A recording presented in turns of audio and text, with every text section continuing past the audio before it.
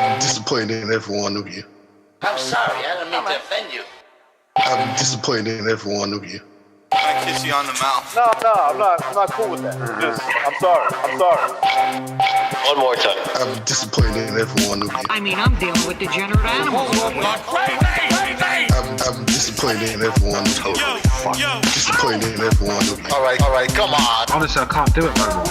I'm disappointed in every one of you. Let me tell you why. It's gonna be all right, Nicky. Go ahead, shoot.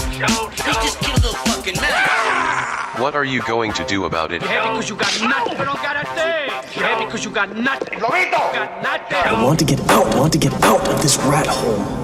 I want to get online. I need BDA boxing.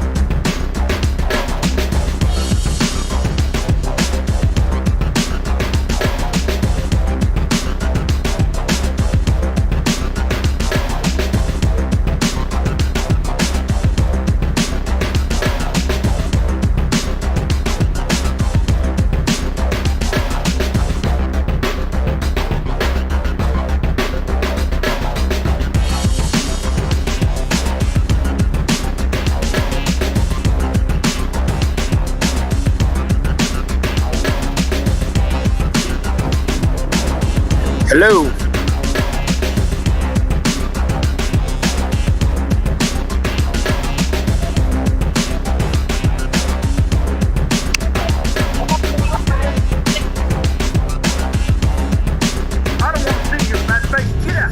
All right. Welcome everybody to another BDA Boxing podcast, broadcasting to you live from the True North. Yes, indeed, this is your host, Mr. BDA. We're about to get into the action real soon, but shout out to everybody for joining us on this beautiful Monday. Well, it's evening here over in Canada, but it seems like night. It's nighttime, it's raining. And, you know, some people wanted a post-fight show last night, but post-fight shows at night, tired. And it turns into a crappier show than usual. So I said, you know what, let's save it for this evening when we're full of energy, full of pump and zest and circumstance, and give you a comfy edition of the BDA podcast today. Why not? We had a lot of interesting things happening last night. Gervonta Davis decisioning Isaac the Pitbull Cruz. They keep referring to him as Isaac, like in Spanish. You know, just call him Isaac. And if he says, well, no, it's Isaac, hey, you're in the United States, pal. What are you going to do about it? Also, wanted to talk about the Derevchenko too in the undercard.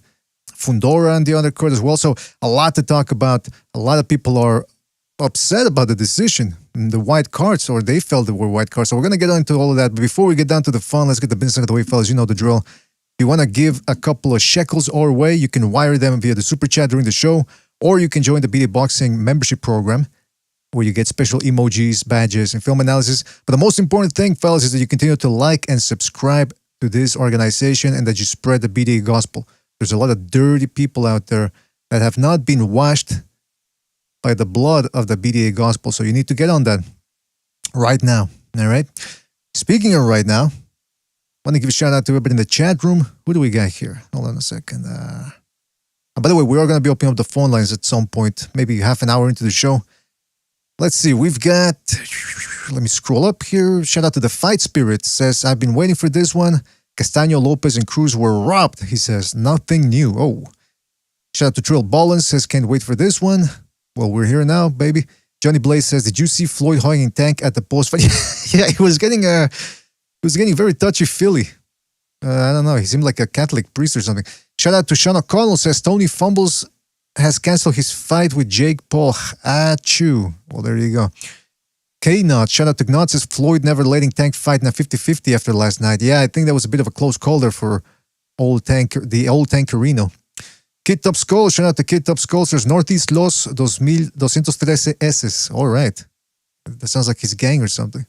No, actually, why am I saying gang? That's racist. It's probably like his book reading club. The Quacks, it's amazing Tank was able to find somebody shorter than him. Padja says, I don't want to jinx Loma, but I always said it's ridiculous how he was written off and how boxing media pushed their 4 queens narrative. Yeah, I agree, man. Ignacio Juarez, shout out to Ignacio. Johnny Blaze, Sean O'Connell, Elis Yo. Who else we've got here? Bleed Green Hive, LL. Ignorant Boxing, Virtuoso, Cheatnello Alvaroid, Rich Curek, Steven Schneider, The Real White Tea, Dirk Banks, Heretic, shout out to Heretic, S. Gonzalez, and many more people come. Fellas, thank you for being on here. All right, I see we already got 2 people here. We got Recognize and Chief. Fellas, thank you for being on. Always appreciate it. We had a bizarre night last night. Boxing on a Sunday, but it was quite an interesting night. Well, let's start off with you, Chief. How did you have the fight? How did you score it? Like, what happened last night in your eyes? Actually, I'm still catching up on some of last night. I caught a lot of the highlights. But this is reminding me a lot of Mayweather's early career against Castillo, with someone that finally put pressure on him, was able to back him up, was able to take the fight to him. And I won't say he folded, but he didn't. Everyone's like, well, you can't really take the fight to Tank like that because he'll knock you out. This is obviously proof that doesn't always happen. Mm-hmm. And he's not going to be able to do it against everybody. He's not fighting a natural bantamweight now like he was in Santa Cruz. And he's fighting an actual lightweight / junior welterweight-ish kind of guy who's fought above 135 before in non-title fights. And he's able to match him mano-a-mano in strength almost. And, well, now we see that just like the member of the chat said, probably no more 50-50 fights because Mayweather's going to want to protect that investment. They were very, very delicate in the post-fight. I'm talking about Mayweather and Tank Davis and his team. They were very, I dare say, bitchy. There was one dude with a clearly Hispanic accent, and he goes, Floyd, do you feel that this fight, do you feel like this fight was, close, like the Hernandez fight, where it was competitive? And Mayweather goes, you thought it was competitive? And the guy goes, yes. And then Floyd goes, well, Tank. He turns to Tank, really passive-aggressive. He goes, we sometimes, we forget these guys, these so-called experts, these writers, they're not experts, they don't know boxing. They never done boxing. Like my late uncle said, most people don't know shit about boxing. So we got to teach these guys. I thought, oh man, he turned into a woman. I mean, we already knew he was a woman. He moans like a woman when he gets bitten, and he reacts like a woman when he gets into a fight with his wives. Now we just know it for a fact. The guy does argue like a woman. Recognize. What did you make of the fight last night? Yeah, man. I thought that the fight was super close. I remember watching it thinking Cruz won the fight. But it was kind of like a drawish kind of fight. I'm not saying that it was like a total robbery, but it was predictable that obviously they were going to give the fight to they would give the fight to Tank Davis. Sorry for the noise in the background. Too many Spanish people in this fucking house right now. They talk loud, bro. Yeah, I know. I got my in-law here with, I guess, my wife's aunt. And all they're doing is talking Spanish. Yeah, they're gossiping. So, anyway, yeah. Tell them to take it to the beauty salon, man. I feel like telling them, shut up. This is my house. Keep your fucking mouth down. There Keep your voice down. No, I'm kidding. I wouldn't do that. But, yeah, man, I thought, look, man, to me, Tank is not he's going into this fight. He's not a pound for pound fighter yet. You know what I'm saying? He could be one day, but right now, sorry for the noise, man. Shit. I was only shocked that Cruz gave him a really good fight. And again, I don't know a lot about Cruz going into that fight. So to be fair, maybe if I did a little bit more research, I would have seen that Cruz. I wouldn't be so surprised that Cruz almost pulled off the fight. At least in my opinion. We'll recognize it. Not to interrupt, but you and I talked offline before about how Santa Cruz did against Tank, and he was a feather-fisted bantamweight, but he was able to touch Tank up a good bit to where it wasn't a competitive fight, but it was like Barrera Morales. He was in the fight, but he wasn't winning the fight. But now we got a guy that can punch, and he's able to really bring the fight to him. And one other thing you just said that kind of struck a memory with me was he said he's not a pound-for-pound fighter yet. He's 27 years old. When is he going to get to be one? That's another thing too. Sometimes I forget his age, right? And Yeah, he's then running that's out a of good time. point. Yeah, he's 27. He's an You old know, I So mean, you're wondering. He Loma looks may like be he's on the end of not regressing. being pound for pound anymore, but he's 34 years old and he's already been one once. Tank's still never been one. He's 27. Correct. Yep. And yeah, so that's a very good point. He's 27, and he looks like he's regressed in style. I mean, can I tell you my take on this one real quick? Before I do that, shout out to It Was All a Dream in the chat who says, please do more Second Renaissance videos. Well, since you said please, we're going to get right on that. It was all a dream. If you wouldn't have said please, I would have told you to go fuck yourself. But since you're a well-mannered individual, your wish shall be granted. Let me just work on it because we do have to compile clips and material for the show. But shout out to you. It was all a dream. Really appreciate your contribution. Shout out to Dirty Red. Dirty Red for his contribution. He says, is Tank not a top pound-for-pound fighter, or is Cruz just a little tougher than people expected? Never questioned the desire of these underdogs. Well, definitely Cruz is a very tough individual, but we were being told by a lot of so-called boxing fans out there that Tank Davis is top 5 pound-for-pound. He certainly didn't look like it last night. And real quick, finally, shout out to Ammak PvP for his contribution with the super chat. He says, Gerber David is pound for pound hab job, in my honest opinion. Well, shout out to you, Ammak PvP. And I certainly agree with that sentiment. I don't think Tank Davis is a top 5 pound for pound fighter. I don't even think, and you guys correct me if I'm wrong, if you disagree with me rather, but I don't think he's top 10 pound for pound. Yeah, I didn't think it going into this fight, and I definitely don't think it now, after the fight happened. I haven't either. And ever since I started calling into this show, when I was still just a caller, I was saying that if you remember one of the things I said a long time ago, he still squares his feet up. He throws from his chin. He doesn't use his southpaw stance very well. He's still making all these mistakes that I said when he was still in his, I've been on calling on the show for almost 3 years now. So he was like 24-ish. He's 27. He's still making the same mistakes. And they're not fixing these things. They're just matching him against guys that can't capitalize on it.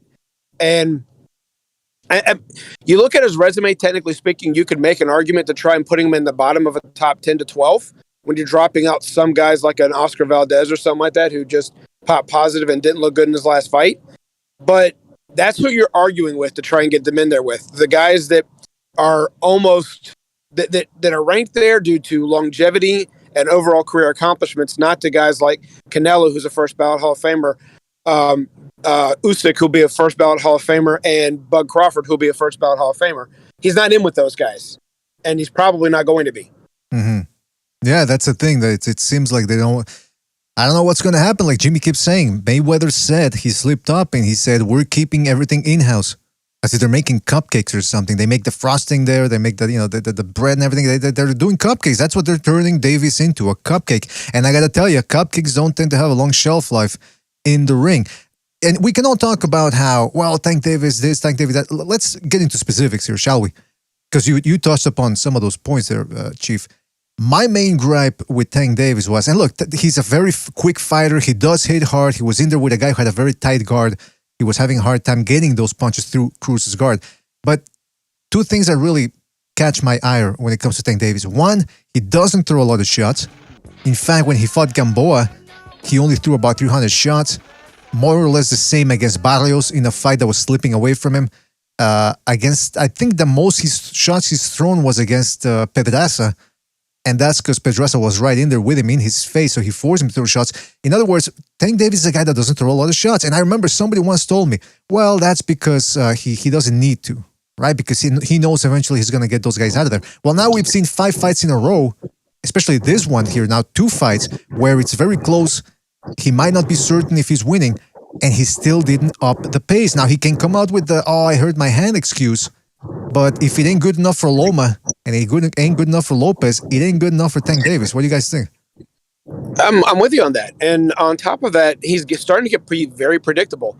What's he doing? It's the same thing Zab Judah was doing. I'm going to sit back and going to lean and set them up for a big left uppercut. Mm-hmm. Not considering the fact that Josh Taylor, you missed that uppercut. He's tall and long enough. He's going to be able to counter that from the outside with a right hook because they're both southpaws. Josh Taylor's a southpaw. Is he not? I can't remember right now.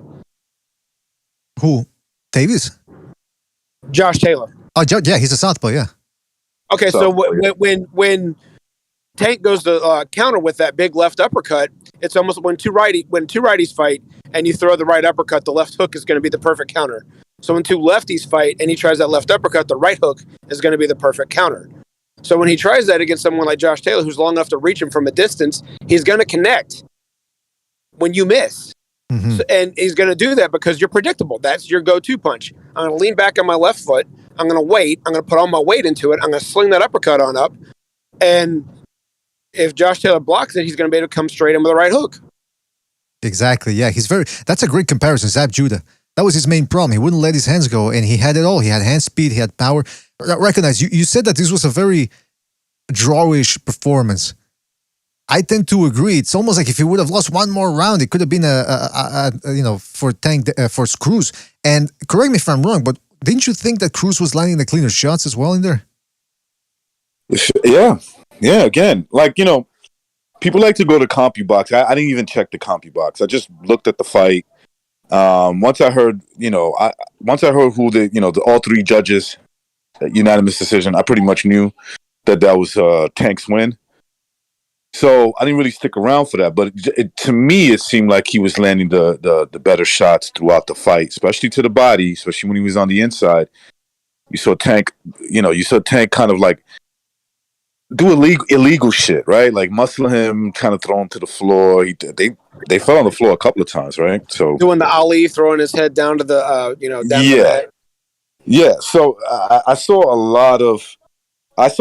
to me it was a drawish kind of fight because I wouldn't tell you Isaac Cruz, without a doubt won that fight. I'm not going to tell you that. But again, it speaks more to Tank, right? Because Tank is being labeled or being marketed as this pound for pound fighter. Well, if you're a pound for pound fighter, why are you in a drawish kind of fight? A fight that some people thought you actually lost against a guy like Isaac Cruz. And, you just don't see that happening. Now, look, people will say, well, everybody has a bad night. I get that. And that's true. People do have a bad night. But when you're doing it against, Lomachenko got a lot of heat for what happened between him and Lopez. And rightfully so, right? The way he fought the first 6 rounds was not what we used to seeing from him. But remember one thing, he's fighting a bigger guy. He's punching above his weight, okay? Mm-hmm. Tank is in there with a guy he's actually bigger than. He got more height than him and probably has more weight than him, naturally. So, that's not a pound for pound performance in the same way that I thought Devin Haney looked. He basically didn't look like a pound for pound fighter. He looked very average against JoJo, a guy who's smaller than him. And so, yeah, man, I think the last week, and I don't want to jinx it for Lomachenko, right? Right. But these top lightweights they're exposed.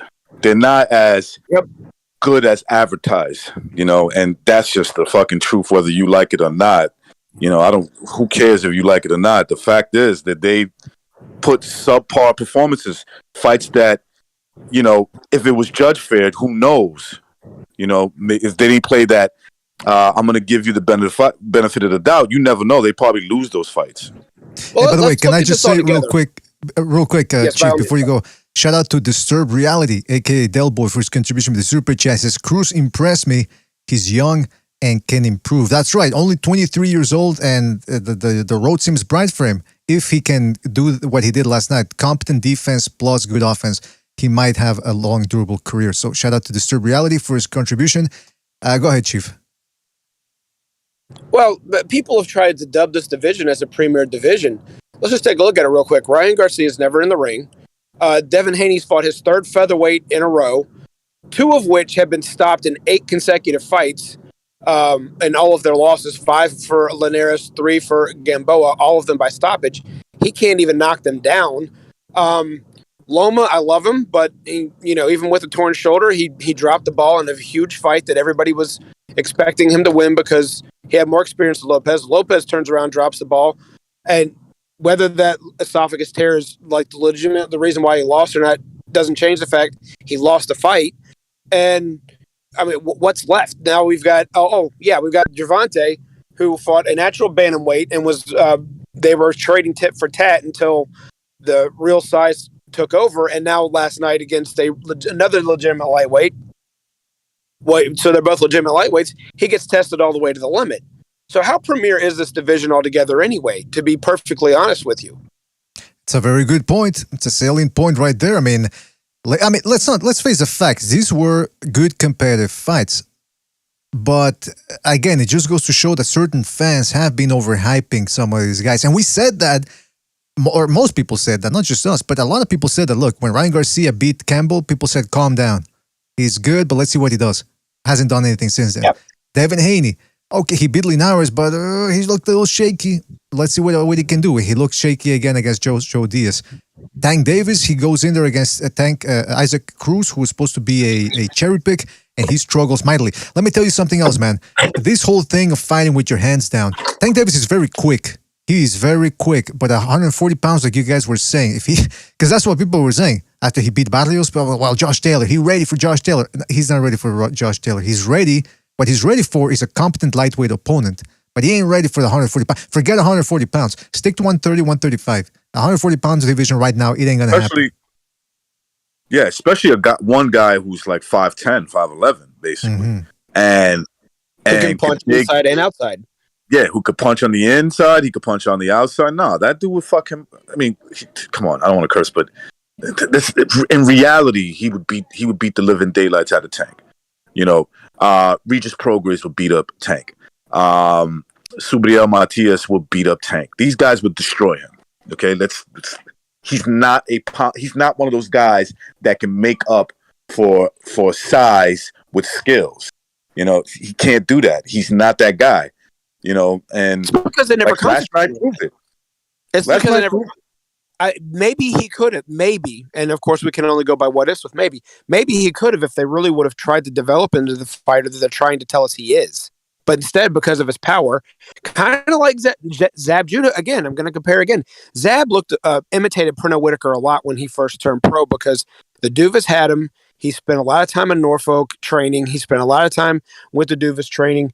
Some of his early stuff, you do that little back pedal, like that high kick, hamstring warm up kind of back pedal like Whitaker used to do.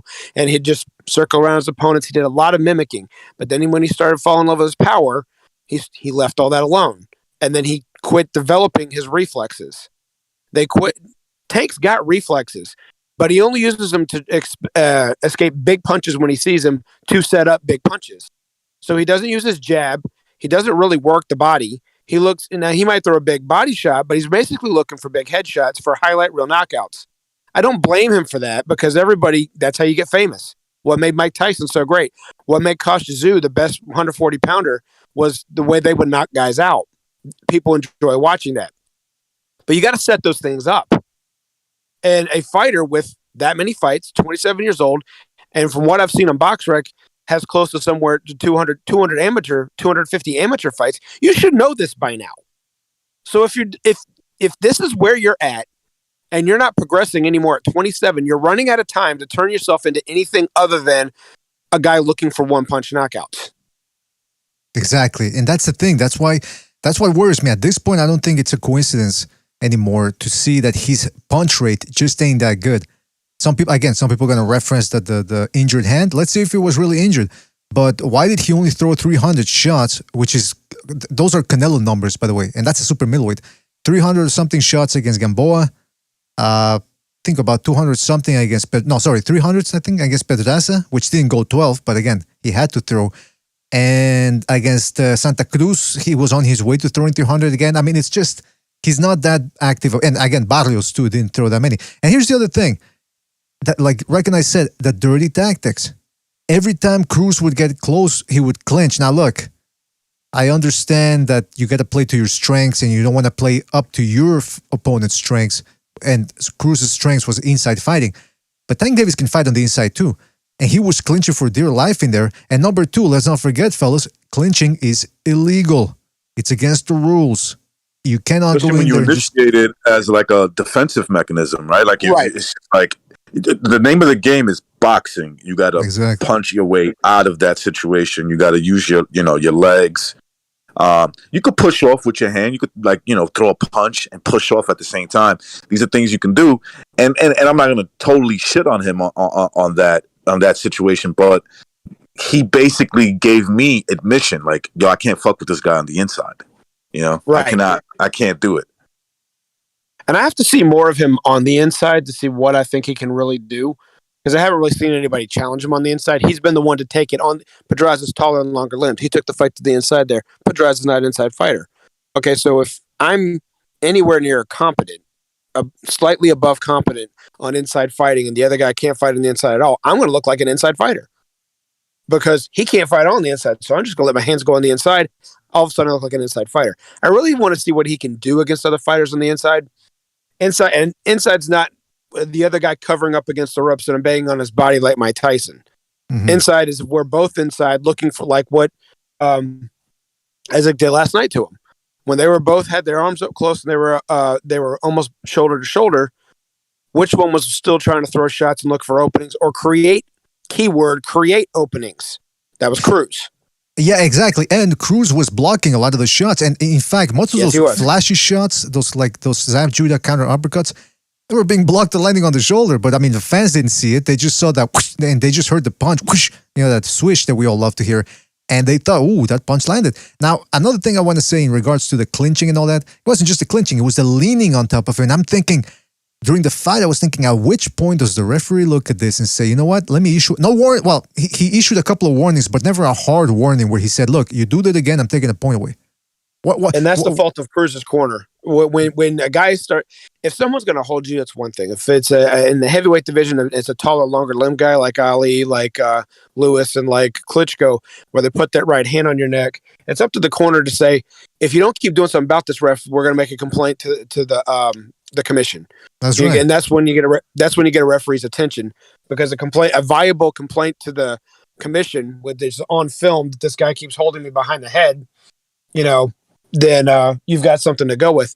And in Mayweather's case against Pacquiao and last night, when the other guy gets too close, and you're not just holding behind the head, you're taking him and you're forcing his head down.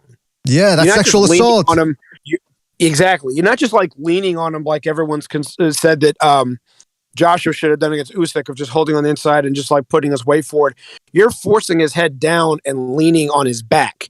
You're wearing out his hamstrings, his back, his neck, muscles that aren't supposed to be taxed in boxing in that manner. That should be considered wrestling, which is a foul under the rule number 3 under Marquis of Queensberry rules. That's excessive holding in wrestling. Yeah, or at least hit him in the balls or something. That hasn't been negated, as far as I know, in any revisions to the rule since then. You know what I heard? I was listening to Black and Brown Boxing last night after the fight. I saw Recognize was there and L-Dog. And L-Dog made a good point. They should go to some sort of Pride Fighting Championship rule set where you get what did he say? Something about 2 warnings and then boom, you get a point deduction. You only get to, I think he said you only get to clinch 3 times. And if you clinch more than that... In a round, yeah. Right. He was talking about, like, if you do it 2 times and the third time. I was saying, look, maybe the third time you let him get away with it, but you tell him, you basically tell him, I'm taking a point the next time. Exactly. You verbalize it, and that way he's aware. And then if you do it, obviously, you develop a reputation that you will take a point away for excessive clinching, right? Because it's to the discretion of the... will go. I'm sorry, right, go ahead, but that's the problem. It's to the discretion of the judge. Well, the judge can issue 5 warnings and never take a point away. That's the main problem here. It's disgusting, man. They need to... yeah.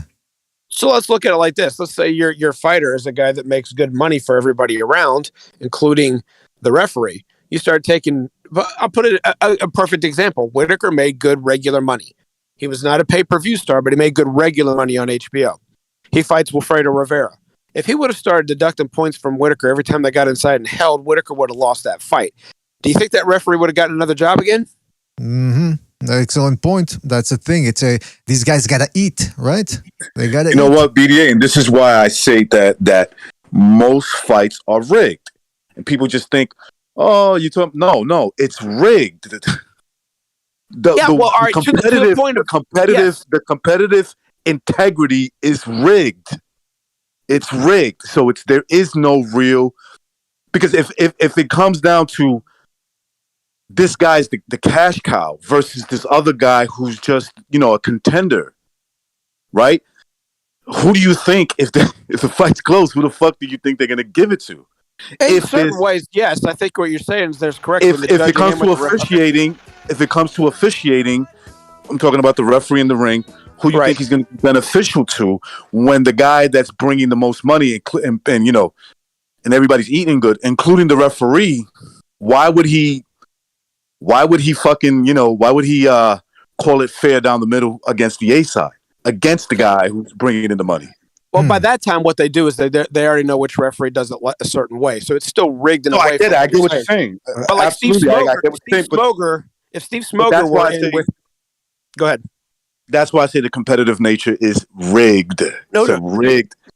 It's a rigged affair. That's what it is. They pick things to benefit the A-house fighter. That's called rigged. Yeah, but you would call it. No, I'm agreeing. We're agreeing. I'm making another case to kind of paint the picture for the person that isn't picking up on what you're saying, even though I've got it 100%. So let's look at Ward Kovalev one, for instance. Ward liked to try and jab, maybe throw a right or something real quick, and then hold.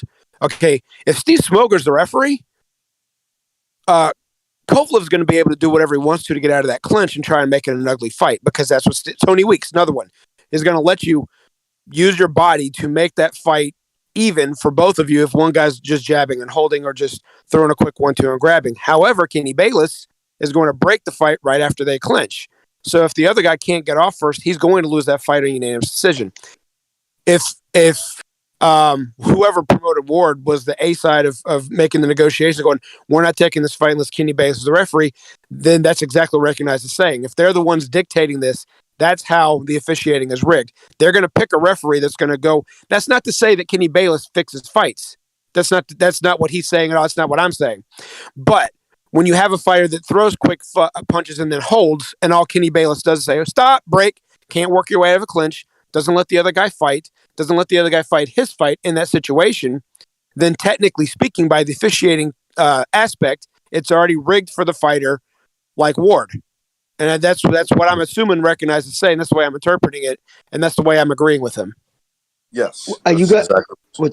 Are you guys talking about what's going on, gentlemen? You guys talking about the fucking what's KBDA? You guys obviously talking about Davis last night. The clinching, the clinching. The overall fight, and I'll tell you, all right, this is where having a famous cornerman comes into handy, like a fucking. When you get that celebrity type corner, like when I say celebrity, Freddie Roach style, the type who knows, like back in the day, like Lou Duva wouldn't have put up with that shit. That's when you have a confident. Remember, cornermen can get overwhelmed, just like the fighters. I don't know how many times those corner guys have been up with that level, fighting at that many in front of people. It's important on them to complain. Like one of you guys said earlier, between rounds, like ref, the minute he comes to the corner, because they got to come to the corner after every fight. They come over and they check on the fighter. Right. And that's when you say, what the fuck? Seriously? You flip out on it. You got to get it in their head. But when it comes to like last night, listen, weird situation last night, because it's really not an A side per se, because it's in Los Angeles. There's no casinos. There's no house fighter because there's no house. It's just that's where they were holding it. And it's up to the state commission. The state commission is the one who says who's going to be refereeing. And if you want a certain ref to do your fight, you write a letter to the commission. You can request it. And you can also request a certain fight and ref not do your fight. But it comes down to the commission. It always, they're the ones who are going to dictate. It's usually a rotation, and they get picked the same kind of way they get picked in the way they do it fucking football. The guys who consider doing a real good job, get the fucking slots. But you can deny. You can say, I don't want that guy. Usually, the commissions, most cases, will, fucking go with that. But in Los Angeles, that was a, California ref. So there's really no house fighter with that. I think he was just, as you guys know, they're always dancing on the fucking line. And if you look at the actual Marksbury rules, like Chief was saying, they break fucking 30, 40 rules a night. But so it's like it's the human element. Do you enforce every fucking rule robotically? You can to a certain point, but then you start taking away some of the shit. You know what I mean? Like you want some kind of, you know what I'm saying? So it's the same thing like now with like replay in baseball and hockey. It's just like, oh my God, they added all this insufferable time to it. But you need to be as the cornerman, like right in his face. The minute he does that, you jump in that fucking ref's face. And because the ref is human, you yell at somebody, make it uncomfortable for him. But like, I'm talking, what the fuck? Yelling in his face. What is he doing out there? Make him conscious of it. I didn't hear his corner complain at all. If they did, I didn't hear it. That's bad. So what Dubois did, and what Mayweather also had, Mayweather had either Roger or his dad as the trainer, and then Leonard Ellaby was the one that would like get in the ref's ear, and he was still in the corner. So I would think any manager that's not sitting in the corner right there with him needs to have another trade outside of just business, like just being able to put Vaseline on the face. You know, some things to where they have a reason to be in that corner so they can be the one yelling at the ref because, like you said, the cornerman's got too many other things to do. He's got too many other there's the exceptions, not the rule. Teddy Atlas could do that, yell at the ref and then go back and yell at the fighter. Lou Duva didn't have to do that, and neither did Roger or Floyd Sr. because they had Leonard Ellaby and Georgie Benton or the guy that trains Charlo now, Ronnie Shields, respectively. They had those guys to do the training, so when the other stuff happened, they could jump in the ring and start yelling at the ref because they didn't have to worry about getting back and working on a cut or anything else. They were already had somebody else working on that. His manager wasn't doing that. His trainer probably doesn't have that experience, and like you said, may not have the cognitive ability to be able to do both at the same time. Because there's a lot to do that. Manny Stewart, again, is an exception of being able to do both at the same time. But Manny always had an assistant. Manny may have been the main one talking, but he had someone that was always on the same page with him. So he's like, hey, I got to talk to the ref. You take the corner this time. He'd go out and yell at the ref while his assistant was saying, hey, that looked good and doing this and this and that and that. Apparently, Cruz didn't have that last night. That's a good point, man. And that's a good point to Jimmy's point as well, man. I was rewatching the Shafikov-Comey fight because Comey's fighting Saturday, and they were fighting in a mall, I think. Some sort of mall venture. It was right next to the fried rice section. And this guy, Shafikov, had, what's his name? Golovkin's, Abel Sanchez in his corner. And you could, because since it was a very small venue, you could hear everything the cornermen were saying. And every time Comey would go to the body, Abel Sanchez would go, hey, ref, that's low. And I remember my first reaction was, man, that's kind of annoying. But it makes sense. That's what you're supposed to do if you're in the guy's corner. You don't, you want to create a certain amount of doubt in there, and especially if it is a foul. You want to let the referee know right away. So Jimmy's completely right, man. You need somebody with experience. And I guess Isaac Cruz, that's where experience comes in. These guys are good. They molded him into a competent fighter, but they did not have that big-time fight experience, and this is where it cost them a little bit. And it's recognizing too. Like if you do enough fights. Think about how many fights that Freddie Roach has done with a lot of those guys, people up at that level. So they get to know each other. So that helps too, familiarity. But yeah, and can I ask you guys one thing? How do you think that kid, Cruz, does against Lomachenko? They went head to head. Not as good as he did last night. Yeah, I don't think.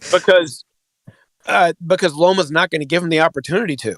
Once they get, let's say Loma goes and does his bicycle all night, which he hasn't done a lightweight very much. Let's pretend like he does. The second he gets against the ropes, his feet are already going to be. He already knows which way he wants his feet to be based off of the way this guy's going to attack him. It's either going to slide to the ropes one way or the other, or he'll lean back into the ropes and jump straight in for a clinch. If he doesn't do that often, but these are just some things that he knows how to do. Davis doesn't know how to do any of that. And Davis doesn't know how to use angles to set up body shots. Loma knows how to hit the body from angles that he's not supposed to be able to hit the body from. So I don't think he does. That's not to say this kid couldn't give Loma a tough fight or rough him up or something along those lines, but he's not going to have the same opportunities because Loma's not going to give them to him. By the way, real quick, I forgot to read sorry, Jimmy, real quick. I forgot to read a super chat coming here or two actually. Shout out to ChrisK, aka Undercover Asian, for his contribution with the super chat. And he says, penalizing clinches is homophobic. LOL. That's probably what they're gonna say in a couple of years, man. Now with the whole woke thing, like they say. But shout out to ChrisK. So far, right now, in my mind, penalizing not only is clinching incorrect, but like Chief said, bringing the other guy's face onto your crotch, that's downright sexual assault. That's sexual manipulation, and I don't want to see that in my sport. I'm gonna do something about this. May I also say? But you know what? Yeah, real quick. Sorry. Shout out to Ammak PvP for his contribution with the super chat. Says, I miss the old days without the crowd. You hear everything. I miss the old days without the crowd. You hear everything. Oh, yeah. Well, that was what? The old days was last year when they didn't have any crowds? Yeah, Shout out to COVID. Ammak PvP. Yeah, COVID. Well, don't say that word here, man. We're gonna get. I'm sorry. I don't want to get us banned. During the time when there were no audiences around. There you go. The COVID. Yeah. Just say Do you know how fast? Like, all right, say if that was Salito in there last night and Davis was doing that to him.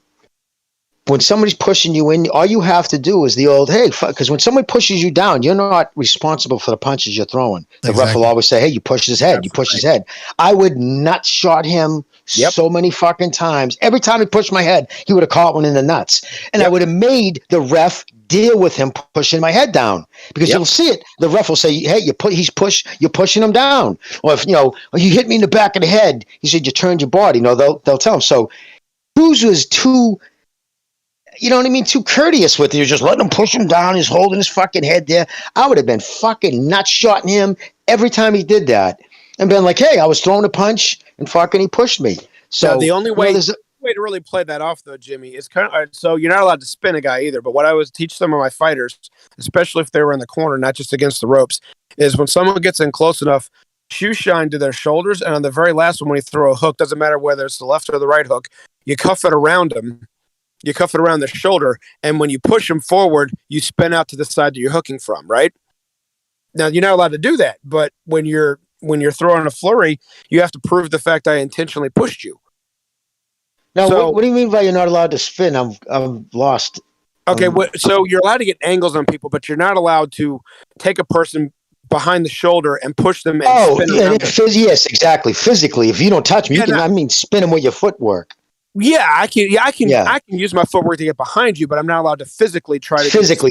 Yeah, of course you can. Yeah, no, you can. But when I would tell my fighters, said they got to prove the fact that you're intentionally spinning. If you throw a shoe shine and that last punch is a hook to the shoulder and you spin out, they got to prove the fact that you actually purposely tried to hook the guy and get out. So otherwise, you get away with it every time, right?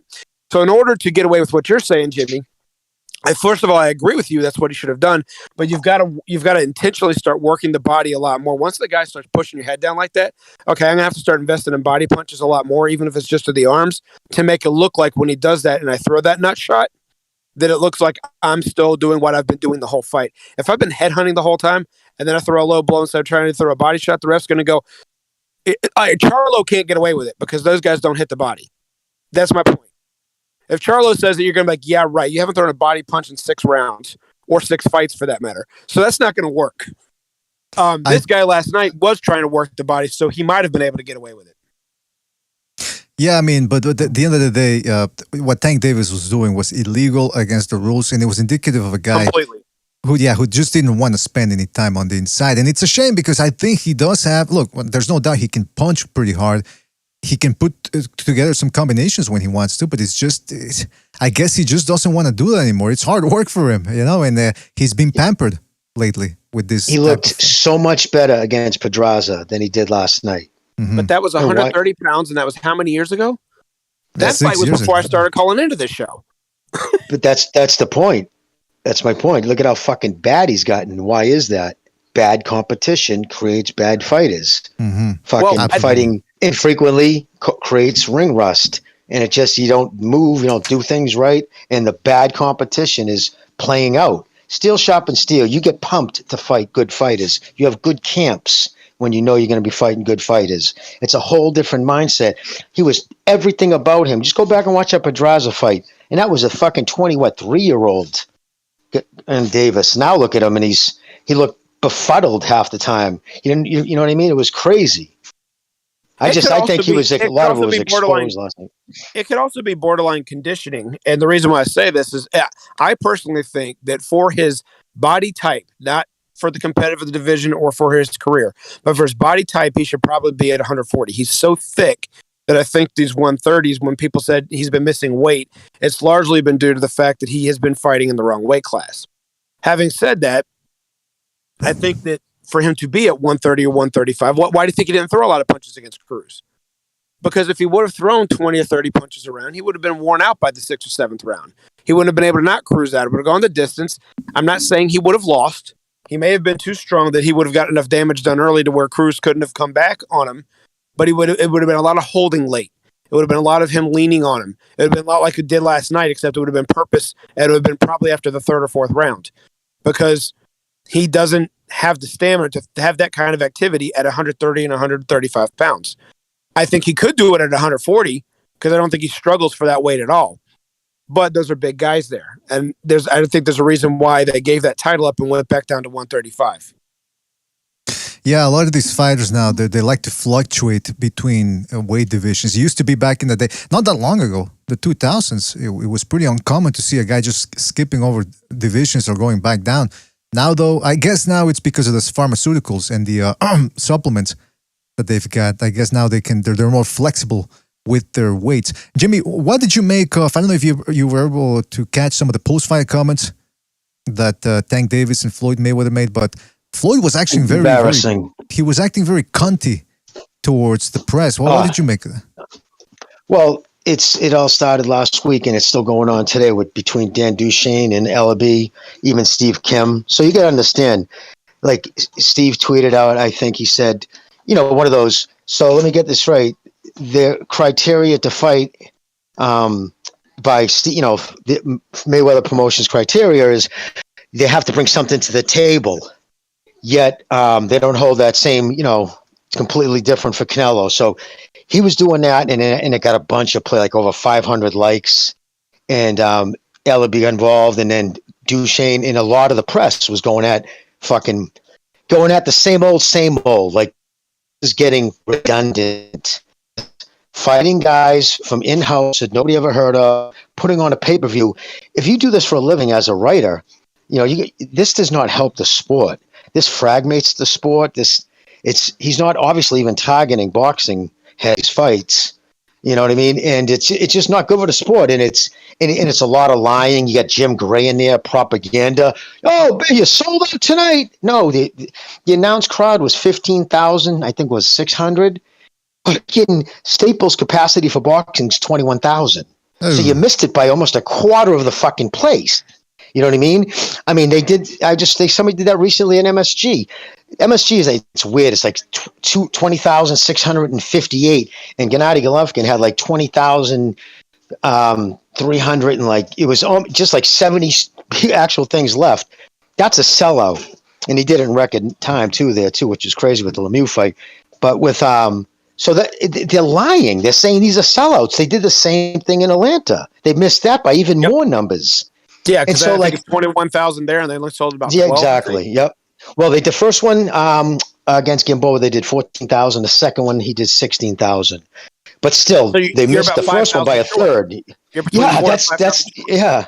And when you're doing it in a 21,000 seat arena and you're missing 5,000, that's almost a quarter. So you got Jim Gray. They're all like pushing this agenda, and what happens is people who instantly know how many people sit there, like the writers at the stand, like, come on with the sellouts, like the most exciting fight are these sellouts. These guys are getting tired of it, dude. And then they see like Josh Taylor at 19 fights taking on who's the best in this division. Oh, you're doing a tournament? I'm in. You know what I mean? Fucking kids creating a legacy with the 19 fights, and then you got fucking these clowns having to bring up Canelo because what they're doing won't get the press, and the press is getting sick of the fucking glory, snatching, basically. Let me tell you something. They don't get the press, but they're getting me depressed. No, but you know what? The other thing was, look, nobody's saying it wasn't. It was a good score, more or less, with the 15,000. He's getting some people in there. But the point is, they kept saying, like Jimmy said, sold out, sold out. When they're lying like this, do you really want to go along with this type of charade and not cringe a little bit? I mean, it's a little disgusting. No, just don't lie. And then if that's the thing, he has 14,000, that's the sellout, he's a superstar by these numbers, they were saying immediately after the fight. Okay, Ramirez regularly was putting 14,000 in his area where he lives there.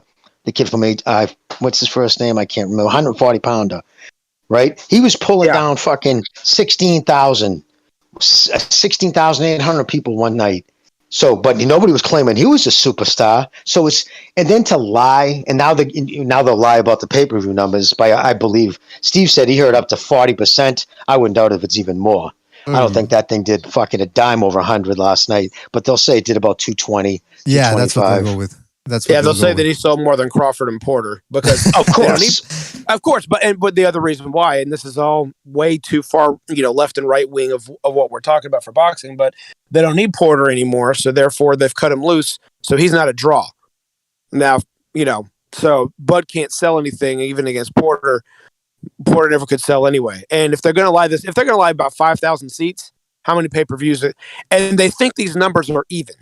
A seat versus a pay-per-view sale. Dollar amount, I get that. But when they think seats, they think individual numbers. So if it's 5,000 seats, that's more money than that. But they're just talking about seats. They're not talking about pay-per-view buys. When pay-per-view buys, if it's like, I don't know how much last night's was, but on the bigger scale, they're usually $70 for a pay-per-view. It was $80 for the HD. $80. Whoa. Okay, so $80, right? So now you're saying $80 and you're lying by 100,000. Now you're talking about $800,000 or more that you're off by. And I'm spitballing, so I don't know on my calculator. So that's either between $800,000 to $8 million, somewhere in there, depending on how many you're exaggerating by. Well, that's the key to the right there. You just hit it, brother. There's a reason why Showtime, who from time immemorial, since they've been doing pay-per-view, within a few days, boom, they tweet out what it is. Remember, that's the corporation that has to pay the tax on it. Like all these other ones, even every time like there's been a Showtime pay-per-view, silence. He'll tweet everything, retweet everything until somebody talks pay-per-view numbers. Showtime doesn't touch it. Why? Because if they turn around and say this thing did fucking 300,000, I'm just using that number, and it sold 110, what? I mean, tax would be like, wait a minute. Where the fuck is somebody's screwing who? And that's another reason why they didn't want the negotiations. They just kind of cut fucking Porter loose, like, oh, whatever, we're not even going to get involved, just do whatever you're doing. Because he didn't want to have to open up the books. He didn't want to, because if you sit down in negotiation, you have to show exactly how many you're fired, and it's not what you say, it's what you pay tax on.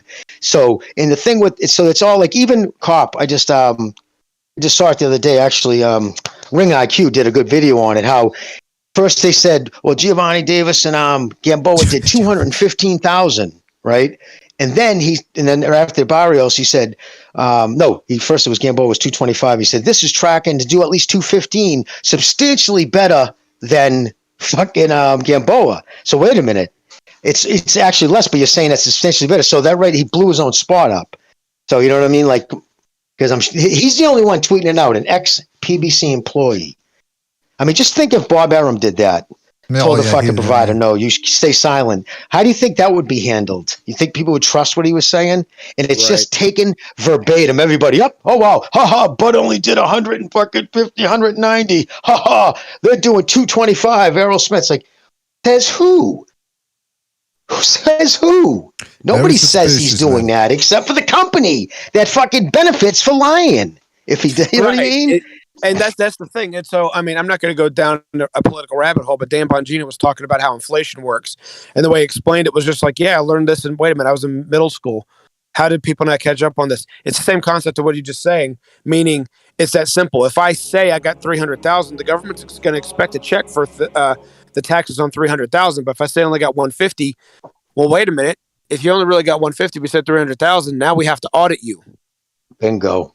And by the way, speaking of, you owe us money for the biggest amount, not for the least amount. So we need to verify which one you owe us for. I'm sorry, BDA. Go ahead. That's okay. That's good. Just wanted to give a shout out to Ricardo Perez in the chat, who donated the super chat. Says Pitbull made Tank look scared to get in a dogfight.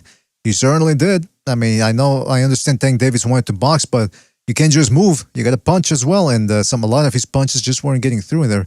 And shout out to Santos Romo for his contribution with the super chat. Says somebody was recording the fight inside the Staples Center, and you could see in the video that the upper level was completely empty. Yeah, that's what somebody in the Discord put a shout out to Santos Romo for his contribution. Somebody put that too in the Discord, a photograph of Twitter, and they had the the curtains and the upper levels. They had that shit hidden out because nobody went. They did the same.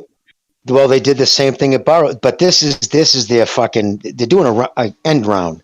What they do is They say, no, we did have a sellout. We sold out every block that we put on. So what they do, every seat's for sale, even the upper deck. But like in Atlanta, when it didn't sell 3 days before the fight, it disappeared. It fucking ghosted off everybody's ticket app because Jim Boone tweeted about it. All of a sudden, there it was, and there it was gone. So basically, we're not going to hit a sellout. So let's ghost the upper level and say, nope, we didn't. We sold out what we. You see what I'm saying, dude? Everything about this dude is fucking shady. The guys in the upper levels that might have sold those seats, you got a free upgrade because not enough of the seats down below actually sold. So we're going to just put curtains over all these, hide the fact they weren't sold, and then you get all the lower seats filled in, and now it looks like a capacity crowd. We got Pete Hey, in we're the having to chat. recognize. Is he here? Yeah, he's here. He's got the whole quinceañera thing going on in the background, so there's a lot of noise. We've also Too got much salsa Pete. in the background. Too much salsa in the background. Salsa, yeah. All right, we believe you. We also got Pete on the line. Pete, are you there? The fuck? He just okay. He's back. Pete, can you hear me? Pete? Everything okay? Pete, how's your onion? If you're in danger, knock 3 times. Oh shit, he's in danger. No, that was me. Go to a happy place. Yeah, we can't hear you. We can't hear you, Pete. That was also 5 knocks in case you didn't get it. Pete, are you okay? Oh, but you know what? Let me say something here. With Tank Davis, look, he won the fight. I don't think Cruz won it, but like I think Recognize said it best. It was a very drawish performance at best.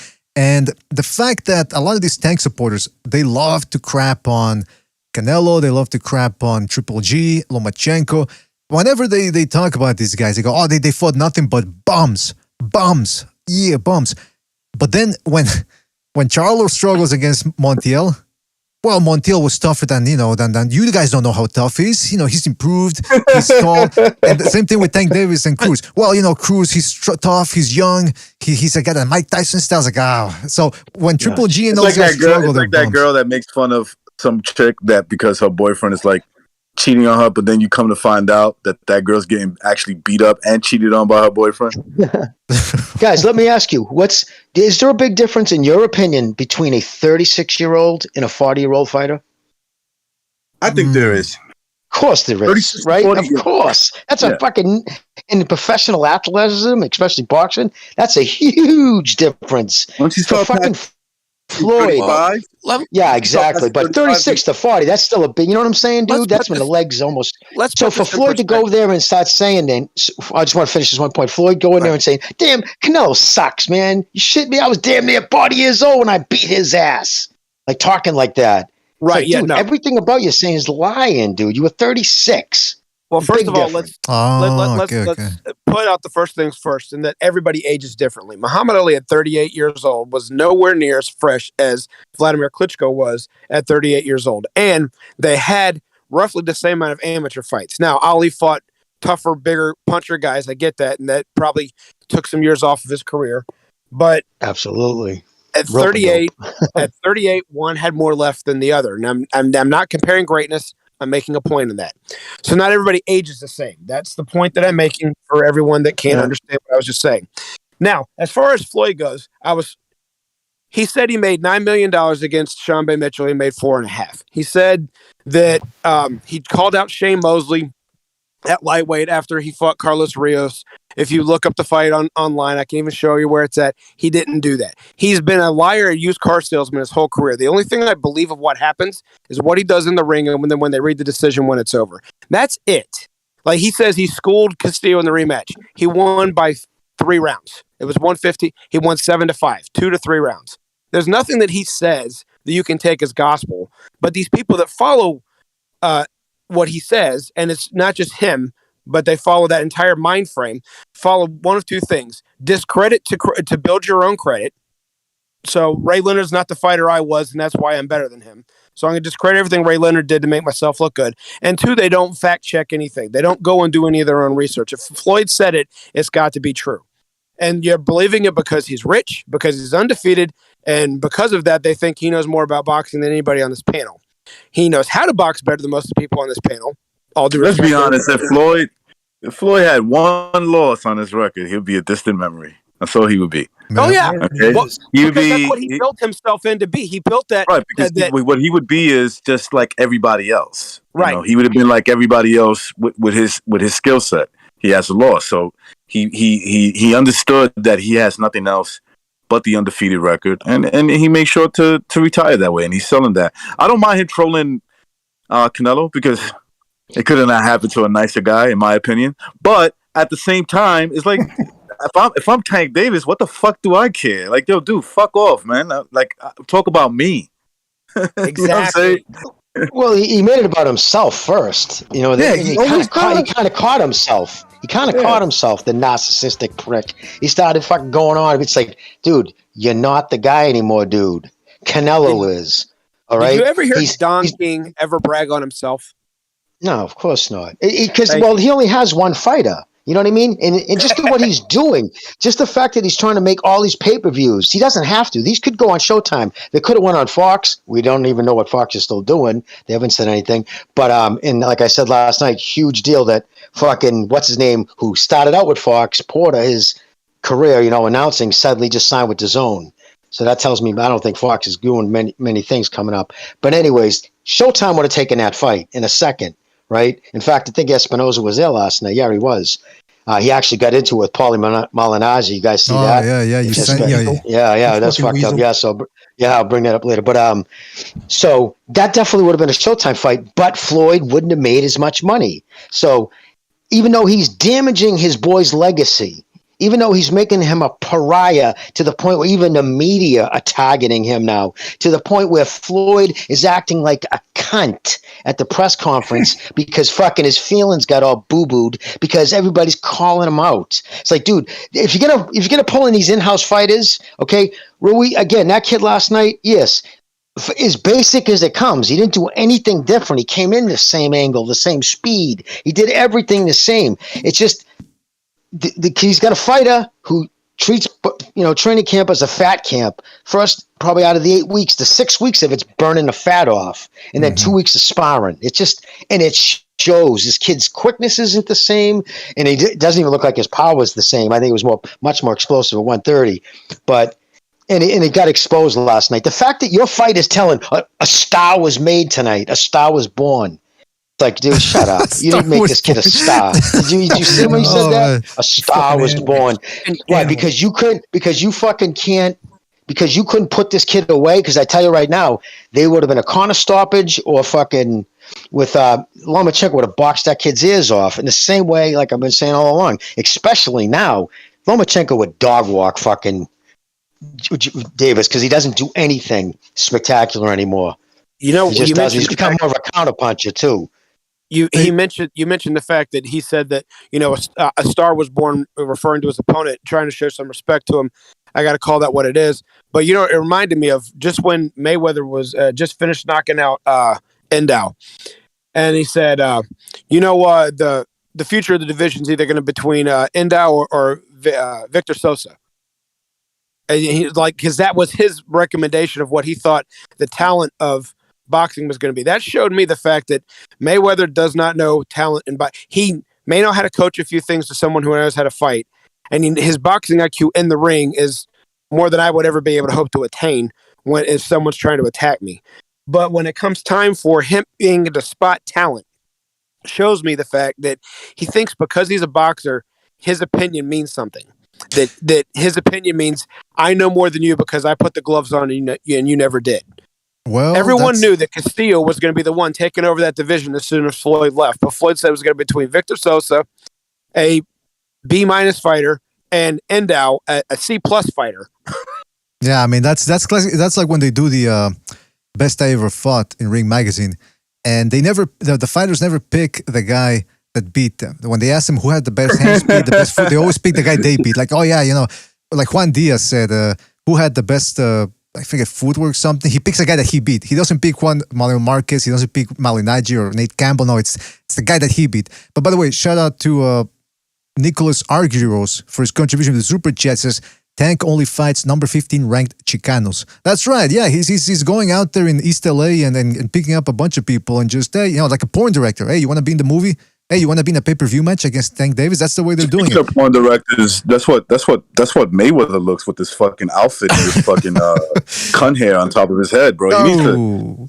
But by the way, speaking shave of that shit. Oh, that shit looks ridiculous, man. Hey, man, we're getting an exclusive here because apparently Tank Davis complained that fighting a shorter guy was hard, but apparently he liked it. And I'm getting an exclusive here. Somebody's telling me they're sending me a picture of the next guy he's fighting, Cowboy Lang. Look at that. That's his next opponent. That's going to be an interesting one right there. I like it. Tank Davis better watch his hands when he's punching him upside his... That's a big head too, by the way. You got to watch out, man. And just to do such a fucking rookie move is to punch a dude on the top of his head like that. Like, really? Like, you never punch anybody in the top of their fucking head. I thought he heard it on the crazy. uppercut that he threw. I mean, I know he said it was on top of the head, but there was a replay that I was seeing with one of them where he's throwing that left uppercut, and it's like he went to wind it up like a bolo punch, and he like slung it to the side, and then he didn't even really turn it. He was so sloppy with it that his hand may have already been hurt, and that was why. I don't know, but I thought that was the punch they were saying he hurt his hand with, and he goes and he rips it up, and the punch even got blocked, but he dropped his hand right after it, and he held it against his side, and it was just such... Again, it goes back to him like wanting to reuse that uppercut so much that it just gets to the point to where he gets sloppy with it because, no matter how I landed, I'm going to hurt this guy. And I know I'm sounding like gibberish, but it just the way how sloppy he was doing it just doesn't reflect. It wasn't a pound for pound uppercut. I'll put it that way. No. And he said his hand was, remember it was Jim Gray wanted to look at his hand because you can usually tell a boxer's break. It's very obvious. The knuckle's either gone or it's, there's, or the back of your hand's bulged out. He didn't see nothing. There's no obvious break in there because I was really looking at his hand. And Jim Gray even lifted it up, which was kind of surprising. Usually don't touch a dude's broken hand. But then he said, well, yeah, it's shaking. That will happen if you have a nerve damage or if you get a stinger, fucking P can talk about stingers, and it's just your hand will shake like almost uncontrollable. Your nerve. Yeah, he was in the press he was doing the press conference after the fight, and it didn't look anything like a guy who broke his hand. Like, look, man, I'm surprised in this day and age. I'm not surprised in this day and age that comes with the territory of fighting. Part of your weaponry is how strong your hands are. I can't stress this enough. Roy Jones used to brag about having bricks. He meant that. He meant I could punch you with reckless abandonment because my fucking hands are strong. It's not my problem that you're not built that way. It's not my problem. Don't fucking come to my face then and talk about we could fight. If I have stronger hands than you and you're gonna make excuses that every time you swing a punch, you're afraid of breaking your hand, then I'm better than you when it comes to fighting. That's it. It's as simple as that. Yeah, shout out to Steven. Shout out to Steven Schneider for his contribution with the super chat. He did not leave a message, but Steven, always appreciate it. Yes, Pete, go ahead, man. We've been waiting for you to come in here. Go ahead, Pete. Recognize wishes that his mother-in-law had my mic set up, so she's fucking quiet now. You're lucky my wife didn't hear that. You're lucky I'm in the garage right now. Permiso. What's up, fella? Now I'm watching this fucking piece of shit of a fight right now. Somebody in the arena had like these. They must have had the glasses with the camera on them because they're just like straight up. They're filming this thing better than the goddamn Showtime cameraman did. They got the whole. Actually, this is from press row. This is from the press row because I can see all the people with their laptops. It's filmed in 4K. They got their own color. Yeah, dude, you sound good. Oh, thank you. Hear you fucking loud as clear now, dude. Are you on a new setup? No, I'm breathing like Ellerby through my nose. In through my nose, out through my mouth. Now I'm at my desk for one time. Yeah, you can tell. The thing about it is, okay, these two look like toddlers, and the referee's like fucking 8 feet taller than these two idiots. But yeah, I think all of what you're saying is right. Tank Davis is just setting up for this fucking one big counter punch, and you don't want nothing but that. He's a fucking animal. All right. That's what you're trying to get. With a highlight reel. He was just looking with a highlight reel punch. Highlight reel. I'm gonna. Yeah, right. You know what I mean? Like, he just wanted one that would get a lot of tweets. Speaking of Seriously. highlight reels, I want to do a highlight reel of all the clinching in last night's fights. That was a lot of clinching. Let me tell you right now. I do not go for that Did it? type of stuff. Were you impressed by him last night, BDA? Tank Davis. I mean, it was an okay fight. He won, and I said, I remember I said last night, I said I think it's going to be a tougher fight for Davis, but I did expect him to hurt him at some point. I always expect these punchers. See, I'm getting bamboozled by all this talk about punchers. Like last week, I expected did he look pound for pound? Was that? No. He looked pound for pound to you? No, he's not Tank? top 10 pound for pound. I'll say that much right now. Pound for pound, Uber beater. That's The way all he I'm said saying. that, man. What the fuck? This kid Pitbull is fucking slamming Tank in the body, huh? Yeah. With these right hook. Yeah. I think that took a little something out of Tank Davis too, because he was breathing hard he during killed in over between with rounds. the I mean, he looked fresh with the legs, but you got to remember, that's why these guys do all that running and all that, because, and you've probably experienced it too, if you got in good enough condition, you can hit the bag, and when your shoulders get tired, you can still move around the bag. Your legs are they're big muscles, man, the legs. You got gigantic muscles in there, so you can continue moving, no problem. You're tired, Absolutely. but you can continue moving seamlessly sometimes if you're in good enough shape. Like for me, peak physical condition, that's what I am. That's what I represent. That's what I live by. And so it's easy for me. I'm a physical specimen. There That's you what go. I call So am myself. I. I'm an Adonis, and I'm not even Greek. But that's the way I do it. But so Tank Davis, he looks fresh because he's moving a lot, but that's what he can do. He can move around, but he can't punch all that much. 400 shots he threw last night. That's Canelo. Those are Canelo numbers right there. I can't stress that enough. Oh, by the way, speaking of stressing, now that we got a lot of people here, don't forget to hit the like. We're gonna be opening up the phone lines, but I also want to say we're nearing the end of the year here, and I'm very happy about where we're at. We got a I don't fuck with you, you don't fuck with me thing going, and it wouldn't be the same without you guys. Everybody in the panel, everybody in the chat, all the callers, everybody that donates. It's fun to do these shows. We've had a great year of boxing. Got to give a shout out to Bucho too, because he's the guy that he's the unheralded hero of this thing. He's the one that came up with BDA Boxing. It's just that when we were co-hosting, I would use the BDA logo, so people immediately thought, "Oh, that's his BDA." But no, it's a collaborative effort, and Bucho came up with it, just like you guys come up with the entertainment factor here on this show. So I want to take this opportunity to play a little commercial here. We're partnering up with the We Believe movement. It's a coalition of Christians for Israel, and what they're doing is they're going to do they were doing a We Believe summit next year, I believe. That they tentatively for next summer. So it celebrates modernity, it celebrates diversity.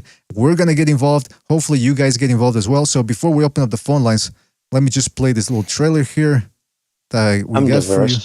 Is Big Al in it? I'd hold back the tears. Flycatcher. Ooh, what was it that Big Al said? Ooh, choppy choppy. I'm saying, Allah is blushing. All right, so here we go. This is I'm fighting back the tears. I'm fighting back the tears right now. Well, it's gonna. If I was I'd hug you, brother. I haven't seen it yet, but here Give we me go. another chop, man. We're all out, please. Be nice to the help. All right, we gotta watch this trailer because it's actually we're being compensated for this, so we gotta watch it. All right.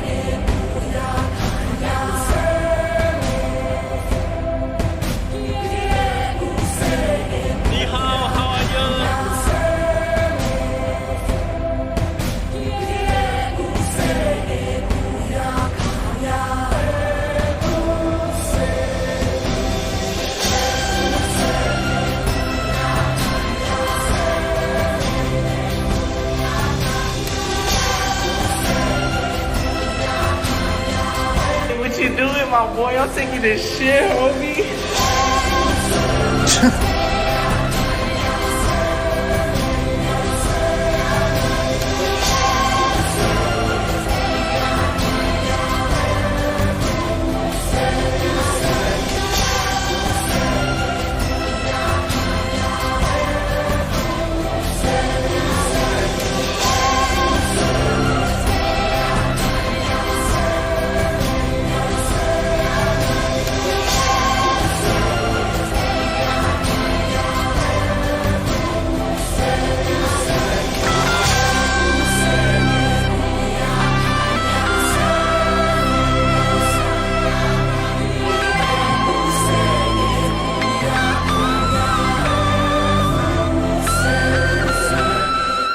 There you go.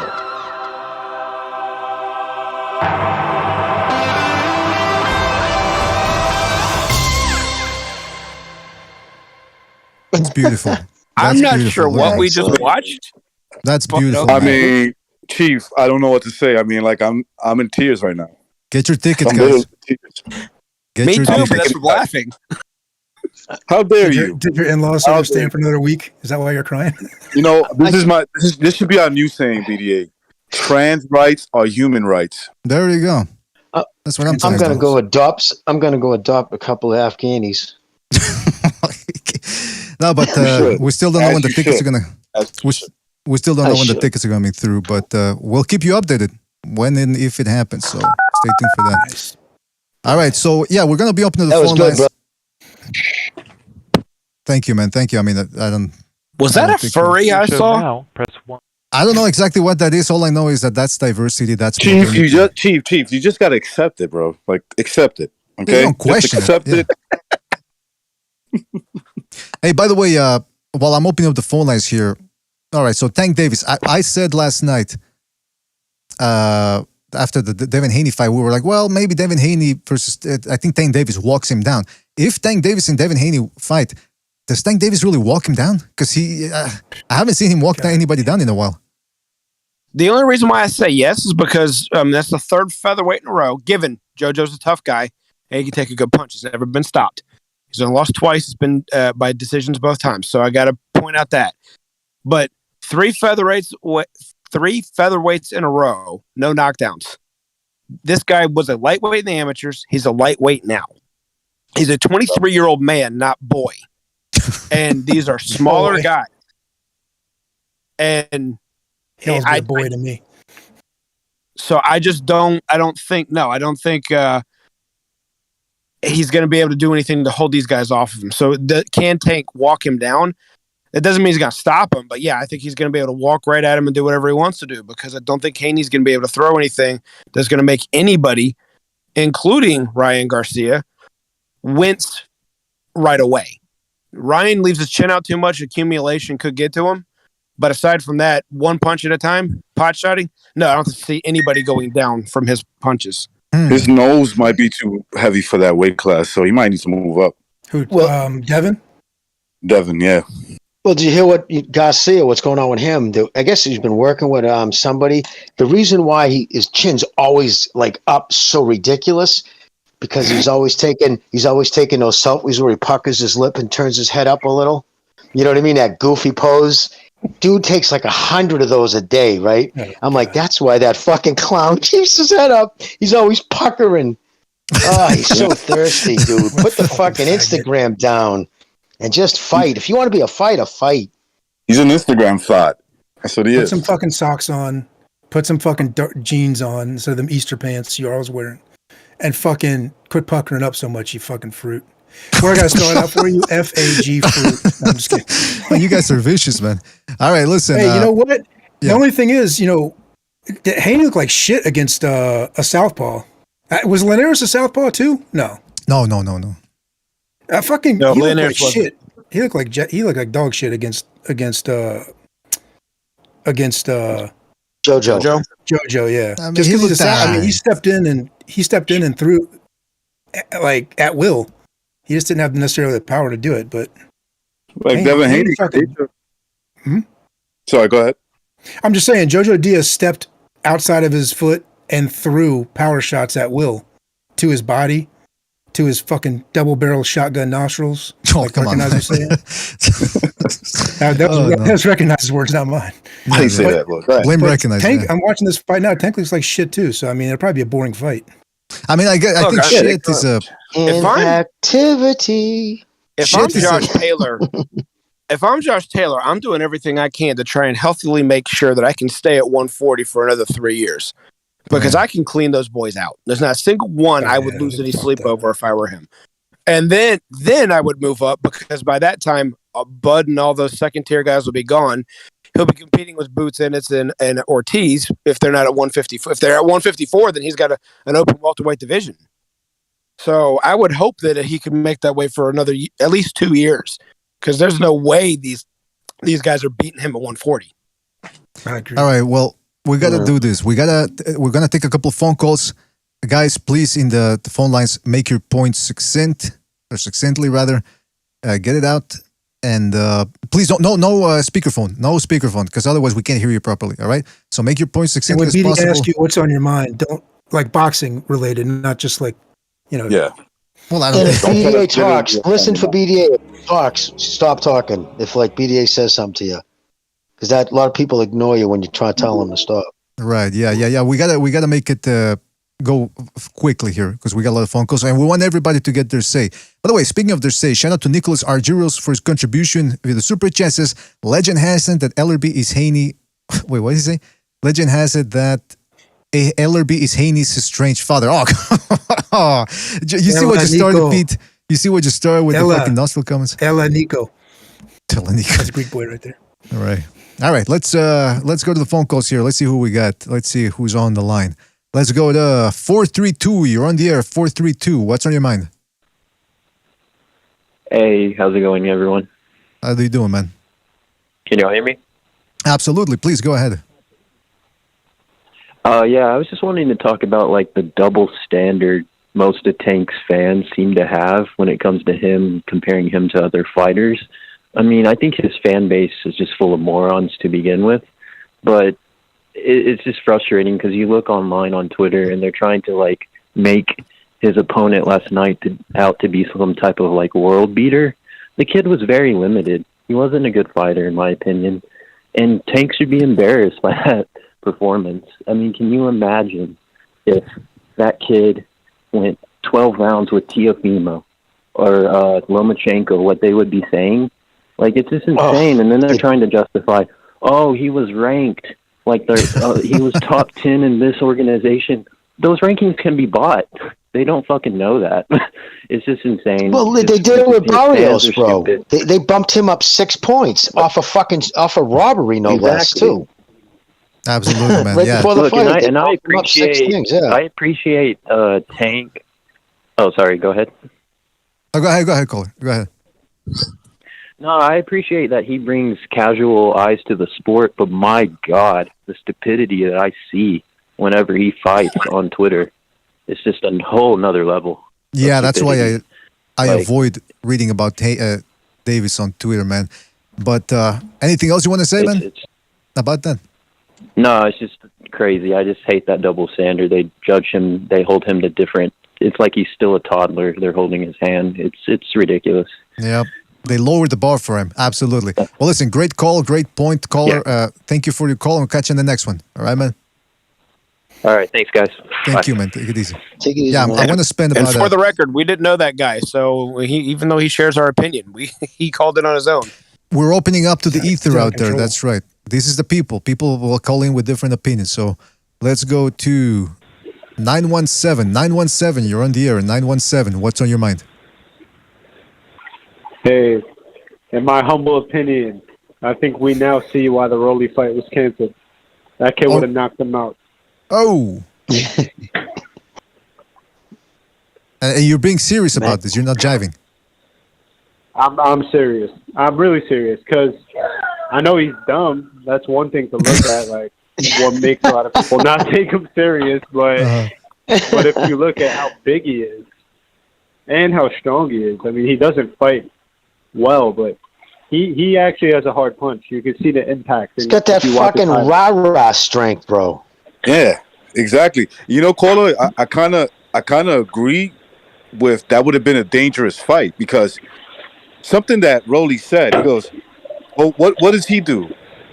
And then the fucking the person that was interviewed with him is like, "I don't know. He punches hard." He goes, "Exactly. I punch hard too." He goes, "That's the only thing he knows how to do. He just knows how to punch hard." He goes, "I punch hard." He can't. I know it sounded retarded. I know it sounded retarded, but it was actually he made 100% like a good point. In my opinion, he made a very good point because that's the only thing he knows how to do. So what he's saying is, so can I, but I can hit harder than him. Well, caller, what do you think about that? What do you? What's next for Tank Davis? Before we move on, what do you think is next for Tank Davis? Well, what's next for him is more of the same, in my opinion. He's not going to fight Haney, Teofimo, Loma, nobody. He's just going to keep doing the same thing. They're going to ride it out until until the fans just hopefully one day completely turn on him, or if someone else in the division does it the right way and just completely outshines him. Mm-hmm. Well, listen, I hope So, you're like, wrong. if, for example, yeah, huh? Yeah, I said I hope you're wrong. I hope he does fight somebody good next time, or within the next year, Sure he because we will. really do need these guys to start fighting each other. Anyway, listen, 917. We have to move on, but thank you for your call. Catch you on the next one, right, man? Peace. All right, peace. Take it easy. Yeah, hopefully they fight, man. Because there's too much good talent, not great talent, but good talent. 661, you're on the air. 661, what's on your mind? 661. What's going on, BDA? Thank you for letting me on. I just want to say I agree with the first caller. I called in last time. I don't know if you remember me, but I agree with him. How he said it's like they have to hold his hand because black people are not oppressed in the USA. And by the way, this is gonna like make people, because people live in false realities, just like they wear a mask for a bioweapon that was created by white people who want to keep the illusion of them being white supremacy and they're special. They hate Chinese people. They made up that virus just because of that, because they're the wealthiest in the USA, right? Mm-hmm. Yeah, black people are not oppressed. Just like he said, they have to hold his hand. And had it been anybody else, like I said, they robbed Castaño, they robbed Lopez, they robbed Cruz. Now I told you who the most oppressed people. It's not black people. It's not the professional victims, right? Well, so you're saying, but that's the thing though, because what does China have to do with boxing? That's why I wanted to ask you the last time. I mean, I understand what you're saying, but with China and boxing, I just... Okay. I understand that. Just like the superior complex people made up a bioweapon and blamed, Trump or the China virus. All these lying, Elon Musk lied about going to space in a car. They faked the moon landing because they were competing with whoever. Mm-hmm. Just like they can get offended at Chinese people simply for being the wealthiest in the planet, leading in everything. They made your phone. They get mad at that, and they'll go create a bioweapon, a man-made bioweapon, and call it the China virus. Just like that, they will see Teofimo Lopez, who beat the #1 Matrix, and get mad and have to rob him. Uh-huh. Do you get what I'm saying? Do you get the analogy? You get what I'm saying? I think I am. I like this guy, man. I'm following like exactly. Yeah, it's simple. You're right all over this. Is he saying white supremacy is behind all this? No, it's not just. No. It's not just white supremacy. It's anti-Chinese sentiments. That's what he's getting at. But the Chinese aren't the most wealthiest nation. Individual wealth. I don't care what he's saying. I like this guy. Yeah, but I like him too. But he just makes. Yeah, no, I like him too. He gets up and he's making a lot of wild accusations. What he's saying is pretty straightforward. Yeah, Jimmy, go ahead, caller. Yes. Jimmy, what's the definition of matter? Oh. Of matter? Just look at the, I'm having a hard time hearing. Maybe I'm hearing him wrong. No, you're not hearing him. You're hearing him just right. He just talks like he's got a listen, see, the problem with Jimmy is he's hearing, but he's not listening. The problem with Jimmy is he's hearing, but he's not listening. You got to open up your third eye, You're not Jimmy. listening, Jimmy. You're not. Yeah. You're not hearing. listening. You're not Open it up. I'm not listening. BDA. Okay. Take that white Hold off, on. Jimmy. Let's let the caller respond. Yes, caller. Yes, please. If you look up the definition of matter, you will understand that Black Lives Matter was a ritual. Matter comes from the etymology of matter is mater. That means mother in Latin, right? These people worship black people like they're the daddies and the gods of earth. That's their affirmative action, one-on-one people. Telling you. All right. Oh. Well, I already knew they were gonna rob. They were gonna rob him. Just listen to the commentary. Mm-hmm. Well, listen, caller. I like your moxie, and I want you. I like your moxie, and I like your accent. I'm extending you an invitation to the Second Renaissance. That's our non-boxing show. So if you want to drop by and give us more, because I'm very interested in what you're saying and this whole anti-Chinese sentiment. Say that again. I heard him correctly the second time. Like I really wasn't hearing him good, but I heard him good that time. Yeah, no, I hear what he's saying. Okay, but I can usually tell. But where is this guy from? I got to know where he's from. Well, he said Mata. Or something like that. So he sounds like he's like well I don't. Is he like South Asian, like New Zealand or somewhere around the islands? Jimmy, that's what it sounds like to me. Yeah, Maz. Jimmy, hear me out. What's the definition of Maz? Why do they call the people the masses? Why do they tell you to wear your mask? Why? These people worship black people. Oh, this guy's getting deep. Black Man. people. Second Renaissance, bro. Second, Listen, hear me out. What's the definition of atom? Atom, the father. right? Why did Right. Adam, the basic unit of matter, or a basic unit of a cell? Yet they'll say Adam and Eve is who we came from. These You people gotta come on worship second. black people. You gotta show up to Second Renaissance. It's our non-boxing platform. We like to hear from everybody, all sorts of different theories and points of views, and you're perfect for it. You gotta come in, man. All right. BDA. Yes. BDA. I'm a targeted individual. They follow me everywhere. They tried to shadow ban me. They tried to block me, but they can't stop the greatness because the force is with me. I love your channel. I love what you guys are doing. Thank you, 661. Well, listen, we got to go because we got other calls here, but thank you for your call. 661, man. Join the Second Renaissance. the Second Renaissance. Yeah, perfect. Okay, I'll look into that. I'll look into that. Don't do do that to call on that. Yeah, he was saying that people are worshiping. I didn't hear worship. I honestly thought he said it's like they're whipping black people. I swear to God, that's what I thought he was saying. All right. Well, listen, I mean, wow, no, man. That's it. Sorry, I misheard it. Okay, you misheard it. But on your phone line, 661. I think you better check your phone, man. All right. Well, listen, 661. Check out. Just go to our main channel, please. Everybody, please. We got to move on to the next call, but just check out the BDA channel and go to community. Oh, sorry. Go to channels. And you will see the Second Renaissance there. So, shout out to you, 661. Take it easy, man. The VDA followed by the MI6. Peace, y'all. Following me. All right. Take it easy, man. Following me. I tell you, my third eye is getting opened up a little bit more now. Not my brown eye. Certainly don't want to open that door, but the third eye, that's the one that's getting nice.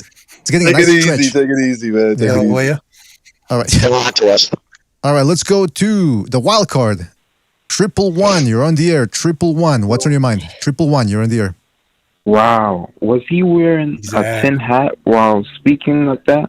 Oh, come on, man. He doesn't ride the short bus. He rides the extra short bus. Come on, MMA, man. Come on. Giovanni Stank Davis got exposed because his daddy, Floyd Mayweather, couldn't help him. Giovanni got beat by a Mexican midget. Stank has no inside game. He can't fight on the back foot, and he has regressed because Floyd is too busy putting his ass hair on his head. Oh man, that was a good one. He's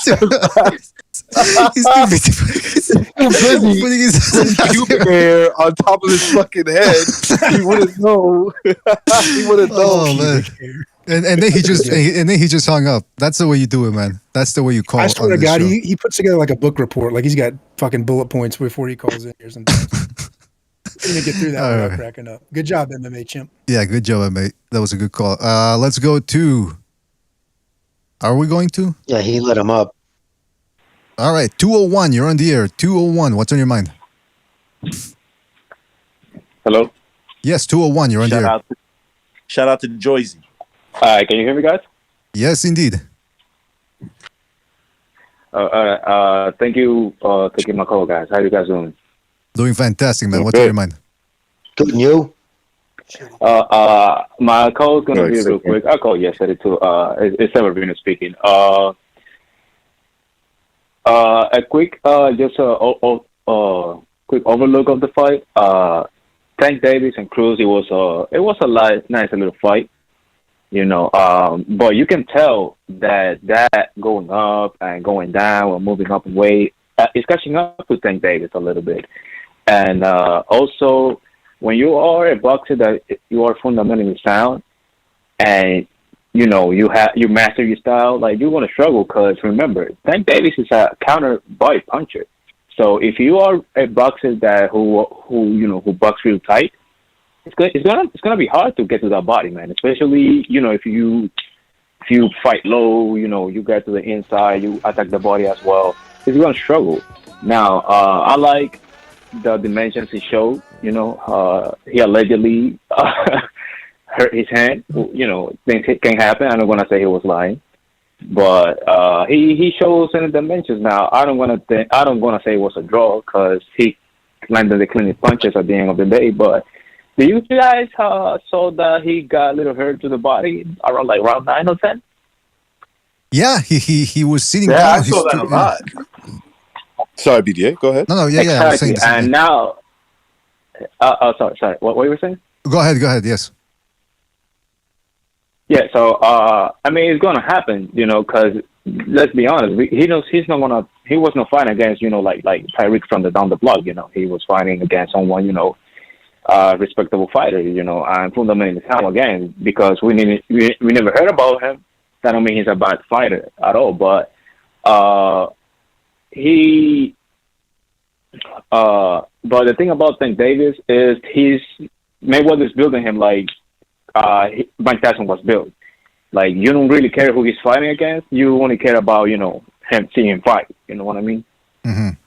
Well, he's got to look impressive, though. That's what he's got. Because even Mike Tyson, when he was fighting no-hopers, he was taking them out. And Tank Davis at this point, I'm not saying Cruz was a no-hoper, but you expected something a little bit better. You expected some combination punching and not so much moving. But you're right, Caller. The lack of fundamentals, I mean, he's pretty quick. He's got great reflexes, Tank Davis, but he's not that well schooled, man. And that's why all the clinching... He does, but the thing is, it's like... sorry, what you were saying? That's why the clinching came in. He was holding so much because he's just not that fundamentally sound. No, exactly, because he was getting hurt to the body. And, I fought in the amateurs for a long time. And, I don't want to go to, like, the boxing thing because I don't like, because this is a boxing fan talk. But you clinch because you're hurt, I heard a previous caller saying, it's true, you use the legs and stuff, but you also clinch or hug someone. Well, not clinching like putting your head down, I've heard clinching like you hugging someone, So you run out the clock, you breathe a little bit, and you reset your opponent's attack, That's the way you do in the amateurs. And remember, Tank came up from the amateurs. Now, he's regressing his style, but I think it's because, all that weight intending his body. Because remember, his last 3 fights, they went different weight classes, 130, and you can see in his body, though, like, doesn't have that thickness anymore. Like, at 140, even his cheeks, He's getting soft, bro. They look a little healthy, but right now, he looks soft. Yeah, and right now, I'm saying that he looks dehydrated. Hold on. One at a time. Yeah, What? you're saying he's... Yeah, Recognize is saying that Tank Davis is getting soft. His body looks soft. His body. Yeah, his body looks soft now. Exactly. So I wonder if, this injury, because remember, like, once you start getting injured, and we never heard Tank Davis getting injured. You guys remember him getting injured before? Not that I recall. I'm pretty sure. No, because, he was... No, I don't think so, right? So I think he will go... I think the next approach he has to go is, like, just drop that knockout, vicious, style. Stay on one weight, because right now, like, his body went from 130, 135, and 140, and went down again to 135. That's a crazy amount of workout and, like, moving him up on weight, though. That's a crazy way of telling your body. You know what I mean? Like... Yeah, listen, man. That's an excellent analysis right there. We're gonna keep an eye on Tank Davis, see if that plays out the way you're saying, man, because he does look like he's regressing, man. But listen, 201, we gotta move on to another call. But thank you for calling in. Call back next time, right, man? Oh, sorry to take it so much every time, guys. No problem. Don't apologize, man. Don't apologize. Thank you. Take it easy, man. Have a good evening. All right. Hey, BDA, real quick. I just got a text, dude, by a buddy of mine. He just said, he just told me what he heard. He said, the reason why Mayweather might have been so bullshit is because you got to remember, they know pretty much by the end of the fight, right? They stop taking once the fight starts or something. I think that's, but anyways, it's all computer generated. They have like guesstimations already, and then it's he pretty much knows where it's about going to be in the ballpark of pay-per-views. I bet you this is what he said. The number was so bogus that he was lashing out and trying to blame somebody because of all the bad press. Dude, it makes a ton of sense, right? Because all this thing comes back onto the press conference, probably got slipped in his ear. Hey, dude, this thing tanked. No pun intended. But and this is why the numbers, right? Now think about it. Now he's bullshit. And what is he going to have to lash out on? He's going after Canelo. You fucking media, just dudes, because he just did 800,000, whatever, right? The fucking media kissing his ass. And now it all makes sense, right? Why else would he be, and arguing with the media? So I thought it was just that. No, so it was all that. And I bet you that dude's 100% right. Oh, poor Mayweather. I bet you Mayweather hates time, right? Because what time means to him. He's getting old. Oh, poor boy. Hey, listen, we all cash get old, flow, man. dude. Let's be honest, dude. He had to hand back half his cars. No, that's a fact. He probably blames the media. He probably blames the media for time. He had all his $4 million cars he sold. He's got $2 million ones now. But his planes, all that shit, that was all leased. Those are gone. Like fuck, So he has a big overhead, big nut he carries monthly. So that money, he could burn through that money quick. Obviously, he needed to fight fucking MMA guy to keep the IRS from taking his shit. That's a fact. So people, they think he's liquid. He's not, and he's probably counting on that fucking money. Because I'll tell you, when I was on hold, I was watching some of that fucking, his attitude, man, he was brutal. That wasn't just fucking throwing shade at Canelo. He was fucking angry. Yep, he was cunty, man. I mean, it's like his hair was gonna fall off or something. His plugs. But listen, before we continue, man, shout out to Ed Perez in the chat for his contribution to Super Chat. He says, enjoying the boxing talk. Well, shout out to you, Ed Perez. Thank you. I'm glad you're enjoying the boxing talk, and thank you for your contribution. Fellas, let's get the phone call here. Somebody's been waiting for 20 minutes here. Wild card. Let's go to the wild card. 111. You're on the air. 111. What's on your mind? Hey, can you hear me? Indeed. What's on your mind, man? Hey, it's Rare Breed. All right, so we need some nuance on this show. There's a little bit too much tank bashing going on. Oh, here we go. I was actually, yes. So I was actually impressed by Tank. Like, he showed me that he's more than just a power puncher. I already knew that already, but he showed me skills in there. Like Teofimo, for example. Teofimo is just really just an athlete with power. Tank is a little bit more diverse in that. Is he as skilled as like a Devin Haney or even Loma? No, but he's got the wild card, that power. So that's why I put Tank above a Lomachenko or Devin. And as far as the Floyd Mayweather and the Canelo thing, Canelo has said multiple times on record that if we would have fought prime for prime, I would have destroyed him. I don't really see people saying that, oh, Canelo's obsessed with Floyd or, he can't. Floyd has the right to say what he wants about Canelo. He destroyed him 12 rounds. Yeah, okay. And Canelo has every right. Hey, one at a time, please. Canelo has every right to go back at him, right? If I was 23 and I lost to a guy who's like 35, 36, whatever his age was, right? And I'm a grown man and he's old. I'll be like, yo, you keep talking, bro. I'm gonna smack the shit out of you. Oh, yeah. You keep talking about beating me in a fight when I was a teenager, okay? Where you drained me, in my opinion. Where you drained me. Now that I'm a man, pause. I'm gonna make you. I'm gonna bully you. I'm gonna smack you in your face because let's face it.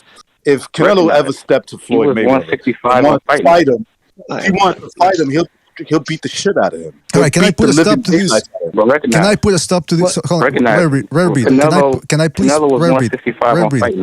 Rare Breed. Can I please put a stop? Can I please put a stop to this whole Canelo Floyd? Both guys are divas. I'm not interested in talking about that. I want to go back to. They're both divas. I want to go back to Tank Davis because that's the important thing here. You said that he showed you skills. I agree. He showed me skills when he fought Barrios because I wasn't sure he was going to be able to make Barrios miss as much as he did in that fight. But in this fight, I got to call him out on all that clinching he was doing.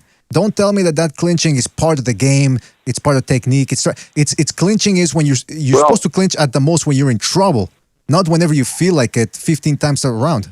That's dirty right there, man. Yeah. And can I just stress real quick? Let me real quick. Let me make my point real quick. So all great champions, when they run into adversity in the ring, where there's injuries or whatever, you got to make adjustments. Obviously, his hand was bothering him, so he couldn't let it go as much as he normally would. Otherwise, it would have been a much more comfortable victory. So what did he do? He just outboxed him. So, you got to make adjustments. That's what great champions do. But he did not box him. That's the thing. And he did not box him. That clearly. And number two, I didn't see that. He hurt his hand. He hurt his hand in the 5th round. He was clinching way before that, since the 1st round, I believe. And can always listen. If we're going to talk honestly about all right, Rare Breed, if we're going to talk honestly about boxing, then let's be honest about it. You say you rate him higher than Lomachenko. First off, he impressed everybody a little bit with what he could do at Barrios, but let's put that in perspective. Barrios is a fucking cabbie. Dude lost to a dude, badly lost to a dude with 7 fights, got a robbery to get into that position. Tank fought one legitimate opponent, and that was almost 5 years ago. Lomachenko has fought 9 former or current world champions in his first 14 fights. To even compare the two, the levels of competition that Lomachenko fight after fight puts himself against, and have someone come on, and I'm supposed to sit there and take them serious when they say a kid who's drinking himself out of fucking, he looked better 3 years ago against Pedraza than he did now, and anybody with a relationship and honesty can't deny that, because he's a fucking party boy, he's fucking fat, drunk, and stupid's no way to go through life, son. That means a lot to that fucking kid, and for someone, I just can't sit back and listen to somebody say he's ranked that fucking load. I saw him in there last night taking on another fucking nobody higher than Lomachenko and keep my sanity. I just can't do it. He can only swallow this garbage for so long. I mean, Rare Breed, who looked better? Hold on, we can't talk about recognize. You got to let him finish. You got to let him respond, because it can be Jimmy and then you and then everybody gets like. You gotta let, go ahead, Rare Breed. That's okay. Okay. So, I mean, you could have argued at that time that Salida was a nobody, at least compared to the Loma with his, prestigious. The multiple world champion. Come on, dude. A nobody. Salida was a multiple world champion, a very talented side fighter. So please, again, let's be honest. To sit there, you can't just frame something that it's not the truth, and then just base your argument off that. Salido's a nobody. So here's what I'm going to say. Well, either way, okay. So either way, my point is, either way, my point is, you guys said that Tank had a lackluster performance against Cruz, which is true based on, in my opinion, his hand. But I could say that Loma had a lackluster performance against Pedraza and Campbell. He didn't look that good to me. Matter of fact, he dropped Pedraza 3 times. He dropped Campbell twice. I mean, and he finished him. He stopped him, right? Campbell is not that good to me, but. Well, listen, my criticism of the Lomachenko Campbell fights was one of the scorecards. I think one of them had a 119, 109. That was way too wide. But for the most part, Lomachenko beat the crap out of those guys as the fight went on and almost stopped them. So, listen, Rare Breed, at this point, I do have to say that Tank Davis's performance was not all that good. And I wonder if you go on other channels, because there's other channels that bash Golovkin, Lomachenko, Canelo. They say that they fight nothing but bums. I hope you do the same thing. You call them and say, listen, I want to keep it even here for all the Canelo and Lomachenko and Golovkin bashing, and sort of give them their props too. Because it can't be one way. I don't think Tank fights the best competition. I definitely agree with that. They definitely cherry pick for him. But just based on skill, I don't see anybody at 135 better than him. That's just my opinion. I mean, you can say I see. I want to say something. Yes, recognize, go, brother. I want to ask him a question. If you had to judge off their last performance, Lomachenko versus Nakatani, right? What he did there versus Tank in his fight on last night. You can't honestly tell me that you see them on the same level on performance, because Nakatani is, at the very least, as effective as a lightweight as Isaac Cruz. I would say he's more. He has better attributes, but you don't know that. They're more or less the same. You don't know that. You saw what Lomachenko Nakatani now. He was out of the ring for 18 months. He had a fucked up eye. Go ahead. We'll recognize that's just speculation. We don't know that until they get in the ring. But still, you wouldn't say that Isaac Cruz is above this dude. You wouldn't say that. No, but you okay, they're more or less on the same level until they fight each other. Well, listen, before we go, same level. Right, exactly. Anyway, go ahead. Yeah, you can point taken. Recognize. Yeah, you can clearly see that someone. Vision than Loma. Who got more skill than Loma? You fucking run through Tank Davis. No, none of these dudes got skills like Loma. Well, I was going to ask Rare Breed, does he play basketball? And if he say he does, right? No, I'm just saying, whatever, baseball, whatever sport. if I said, okay, I'm going to judge your skill level, go take on some 8th graders. Is that the way you fuck? So like, no, be honest, right? If he takes on kids that he would dominate, right? Because he's better than it, because they're cherry picked. You're not going to get a true test of skills. Your skills dull taking on. Like if all he ever did was ball against dudes that he was a foot taller than, he would get not better, you get worse. And you can physically, and if you want to be honest, and part of my anger is because 5 years ago I was tooting that kid's horn. There wasn't a bigger Tank Davis fan. And after Pedraza, I'm like, this kid, Baltimore, fuck, comes the fight, got power. I was so high on this kid, and he let me down so fucking much. And he did something last night that proved something to me. It's not just Mayweather. Everybody's like, oh, he has no say who he's fighting. Did he even look back to see where Mayweather was when fucking James Gray said, oh, no, it was a pawn. Oh, so you're going to fight him again? No way. He just said no. Like there was no fucking even looking around. He said, is there any room for a rematch? And he said, hell no. Were his words. Well, look, we got to move on to another call here, but Rare Breed, I will say this. When Davis, I do give Davis credit for the Barrios fight, contrary to most people, because Barrios, okay, he struggled a lot with Akhmadaliev. In fact, you could say he lost that fight, but he did stun him. He did drop him twice, I believe. And he was a big, I mean, he's a legit 140-pounder with a big right hand and good hand speed. So that fight, I do give credit to Tank Davis for that one. But this one, it was a little bit of a cherry pick. And I know Isaac Cruz is better than people are making him out to be. So, but the fact that he did that much holding throughout the fight, that's what really irked me more than anything. But look, listen, the great thing about boxing is that these guys get to prove us fans right or wrong by fighting in the ring. And hopefully Tank Davis gets his opportunities in the ring and fights the best out there. So, Rare Breed, thank you again. Well, can I just say, too, Rare Breed, you're a good dude, too. I don't want you to think I was coming at you personal. I think you're a good dude. So I just want to say that. I'm sorry if I sounded like an asshole to you. Well, it's just boxing. I didn't mean to do that. Yeah, it's just... I know, sometimes I come across aggressively, that's all. He's a good guy. Can I make one more point, though? Yes, please. Well, let's be honest though. One more point. If Tank would have went out there and knocked this dude out in the second round, I think people would say, "Oh, well, it's a bum. Like that's what he's supposed to do." So, I feel like either way, Tank can't win. Yeah, that's the way it works with the fans. There's always going to be fans that you're damned if you do, damned if you don't, and that's like Floyd Mayweather says. It comes with the territory. But what happens if he goes out and knocks out Josh Taylor? Oh, see now. But if he goes out and knocks out Josh Taylor, you think people would say, "Oh, shit on him"? No, they'd throw him on his shoulders. That's all we want, dude. It's instead of like, I understand liking the kid, but making excuses when he's fighting bad competition hurts the sport. If this kid goes out, right? If he goes out and bangs out Lomachenko, everybody would be like, "Fucking damn!" You know what I mean? That's all. Yeah. I just want the best to fight the best. Got a point. The fact that people would probably say, "Oh, but Loma's old and they waited too long," and a lot of people would do that. In fairness, not that you need me. Oh yeah, the Loma fans. Oh yeah, the dick riders. Of course they would. Yeah. So, I mean, he's got a little bit of a point there that some people that ride too hard on one side or the other. BDA, I know you say we had a call. I just want to put my 2 cents in. So that's all. You have a guy. You have a guy's promoter saying, when you got a guy's promoter saying Lomachenko is going to be 40 soon. Even though when he said that, Lomachenko was 31 or 32.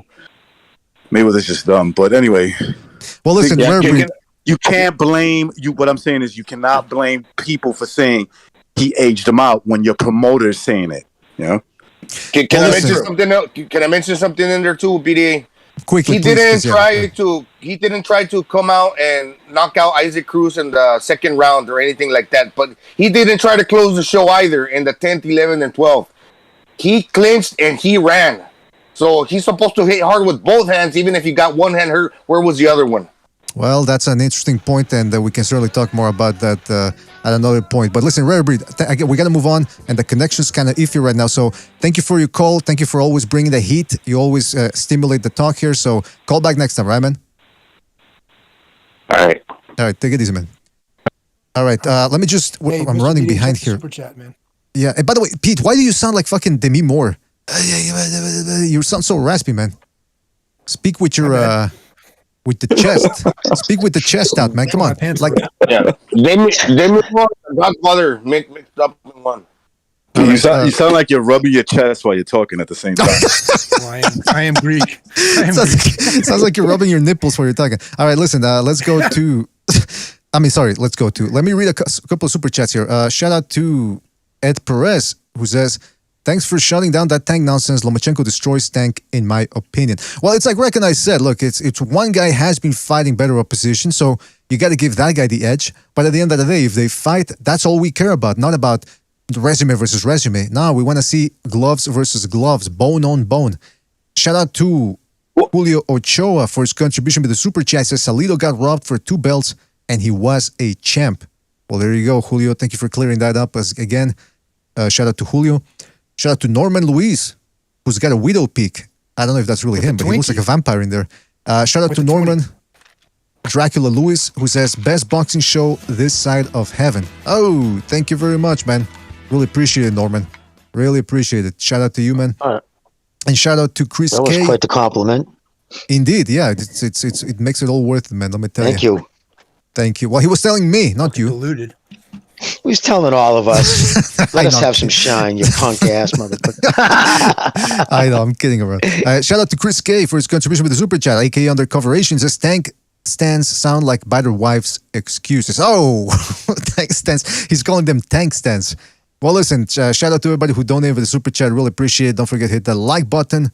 We really appreciate that. And for you guys to spread the BDA gospel. All right, let's go to another phone call here real quick. This one's been waiting for a while. 224, you're on the air. 224, what's on your mind? And like I say, always, first and foremost, respect to the debate. BDA, always doing a great show. This will be my 4th time on the show. I called in a couple of days ago.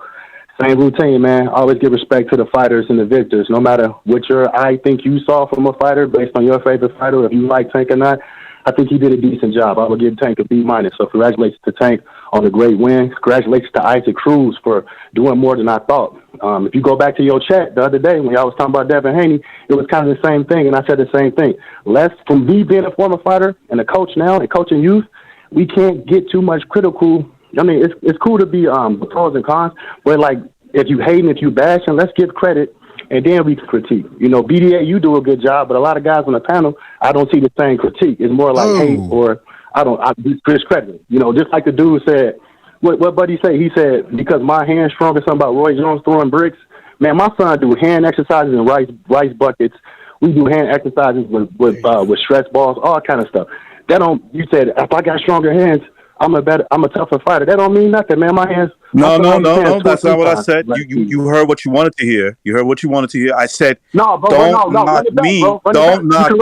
Don't knock me if my hands don't break and yours do. So if we're in a fight and your hands break and I don't break my hand, that's not my problem. That doesn't mean you're not my problem. If I beat you because your hands broke and mine didn't, that's not my problem. That's your problem. Bro, you sound like you don't know too much about boxing. So that's all I'm saying. It's cool. And another cat said, Charlo don't throw to the body. He's like, Charlo don't throw to the body in like the last 6 rounds or the last couple fights. Then he stopped, what's his name, Rosario with a jab to the body? KJ, did we practice that Charlo? No, you're talking about little Charlo. You're talking about big Charlo. You're talking about the other Charlo, and he's talking about little Charlo. Well, not little, but the 154 pounder. Yeah. No, that's one fight he's got under his belt to try and contradict me. But the simple fact is the fact that I'm talking right now, and I'm going to say the fact that Charlos are headhunters, and their fights prove it. And if you want to go debate on, we can do the Kumite. You say they don't throw to the body. Are you saying not at all? You didn't say they're headhunters. See, I go by what you originally said. If you say the Charlos are headhunters from the beginning, that's different. But you say they don't go to the body. You clearly don't listen to me on a regular basis because I said they're headhunters on multiple occasions. Yep. He did. I know, but you could pick and choose the fights where they're more headhunters. But when you say they don't go to the body, when you say they don't, that means they don't go at all. Well, listen, you ever heard of sarcasm or exaggeration? Because apparently you need to open up your thesaurus and look at some English language. It's two different things. It's either you don't do it or you do something more than you do the other. You can't say, well, they don't go to the body or they just headhunters. Okay, well, you just corrected yourself then. That's fine. What did I say to get you mad? I'm still talking to this guy. Are you autistic? Because you sound very literal. So, yeah, that was a shot, and I'm being sarcastic again. So, here's the thing. There's such thing called sarcasm. And if you can't read it by the inference of my voice, then I don't know what to tell you. All right? If you do listen to this channel enough, I say that they're headhunters. Who you train? Who you training? What fighters you got right now? Oh, wow. Wait, did Roger Mayweather just come back to the grave? I'm talking about right now at this moment. You the trainer, right? You the one in the chat. You say you're the trainer, right? Who'd you train? I trained Jacob Hudson, Brandon Mitchell, and Kevin Wright. Who'd you train? You train who? You train right Brandon now. Mitchell. I ain't talking about who. I'm talking about right now. Who you got in your gym right now? Who do you have in yours? Muhammad Ali. Well, I got Carmelo Leon the third. I got Gary Jr. I got a plethora of fighters, bro. They all youth fighters. We got a kid that's gonna turn pro next year, but we ain't worried about that. I got one assistant coach that's in the Nationals down in Louisiana right now. So we could do it. I'm just talking about you when you saying being sarcastic. If you a coach, you weren't talking like you was being sarcastic. You talking like you was being serious. So like I say, you could switch it now and try to correct That's because yourself. you don't fine. understand inference. That's not my originally said, problem. brother. That's Just all because I'm you saying. can't hear the sarcasm in my voice, that's your problem, not mine, dude. So I don't know. I don't know your voice. I don't know the sarcasm you got. Well, guys, hold on. Let me interject here because you got. I mean, if you listen to the show, if you listen to the show long enough, you understand when we can't always be serious and we can't talk like coaches all the time. And some of us have more experience in boxing than others less. But at the same time, pulling that card off. Absolutely. Well, how do you pulling that card? Pulling. I know, but I'm saying is pulling that card, the boxing card. That should be a last resort. You shouldn't pull that right off the bat. That's number one. Number two. But hold on, caller, please, caller, please. Caller. Hey, by the way, is this Bill Haney? Is this Bill Haney? Are you Bill Haney or? I just want to know what I said. Are you Bill Haney? Okay, because you sound a little bit like. No, but listen, let's stick to the fact what happened last night. Because we talked about Devin Haney clinching. Okay, me next. Pete, what did Pete say? But no, I'm not Mr. Haney. All right, hold on, my connection is getting fucked up over. Can you guys hear me? Hello? Yeah, testing? I can hear you. Yeah. Okay, because my connection says it's in the red. Why would you ask me if I'm Bill Haney though? That's weird. He asked me if I was Bill Haney. That's right. But listen, You sound a little bit like him. My connection is red here, so I gotta talk quick. I gotta talk quickly. Listen, like we said about Devin Haney, when he clinched against Linares, I didn't like the way he clinched, but hey, at least he had the excuse that he was hurt. This time, Tank Davis was clinching. No, BJ, not because BJ, was it the same? Because you said that Haney was clinching, and you said you didn't like the clinching last night. Now, was it the same type of clinching? Was it excessively for both fighters? This was excessive, yes. Tank Davis was indeed excessive, and he did it before he hurt his hand. That's my problem right there. Before he hurt his hands, he was already clinching. And not only clinching, clinching, but he was driving his head towards his crotch. That's not only clinching, that's sexual assault right there. That's what they call it. That's sexual assault, man. When a fighter go underneath you, no, I don't play with the homosexual game, by the way. But when a fighter go underneath you and they lean on top of you, no, that's just smother. But I understand what you're saying about the private area and stuff. But it's like I said, I don't play with homosexual games, bro. Yeah. Can I throw something in there? Throw it in, brother. The reason, let me say something. The reason that he was clinching, the reason he was clinching a lot is because he was trying to avoid the inside game against a fighter that was shorter with the T-Rex arms. And I thought that Tank Davis would do a better job of trying to fight a fighter on the inside, and he fucking totally he avoided that. Let him finish, Carl. Let him finish. I just say he totally avoided the inside game. Well, listen, don't rush yourself, Gonzalo. Thank you. Did he clinch every time? I didn't see him clinch every time in the pocket. I mean, he clinched. I think he clinched more than he should, but I can't say if it was excessive. Could you make it seem like you said he was running and he was holding? Like, was that the whole fight? Most of it, yeah. Or the last couple rounds? Most of it. So that's the problem. If he would have laid into a Pitbull Cruz like he did in the 7th round, he could have fought like that, but he didn't. He would have probably knocked out Pitbull Cruz out. And can I just ask a caller something real quick? Listen, I understand you coach. You're still you're involved in the game. Hello? No, I was going to say you're involved in the game still, so you obviously want to instantly give respect to the fighters. You come from a different angle. We're kind of a show too, so we kind of like to fire people up. You know what I'm saying, dude? We like to fire people up a little. Our language might not always be the right way, but yeah. But let me ask you a question real quick. As somebody who obviously knows the game, can you honestly say that he has not regressed in his skills from not fighting the best?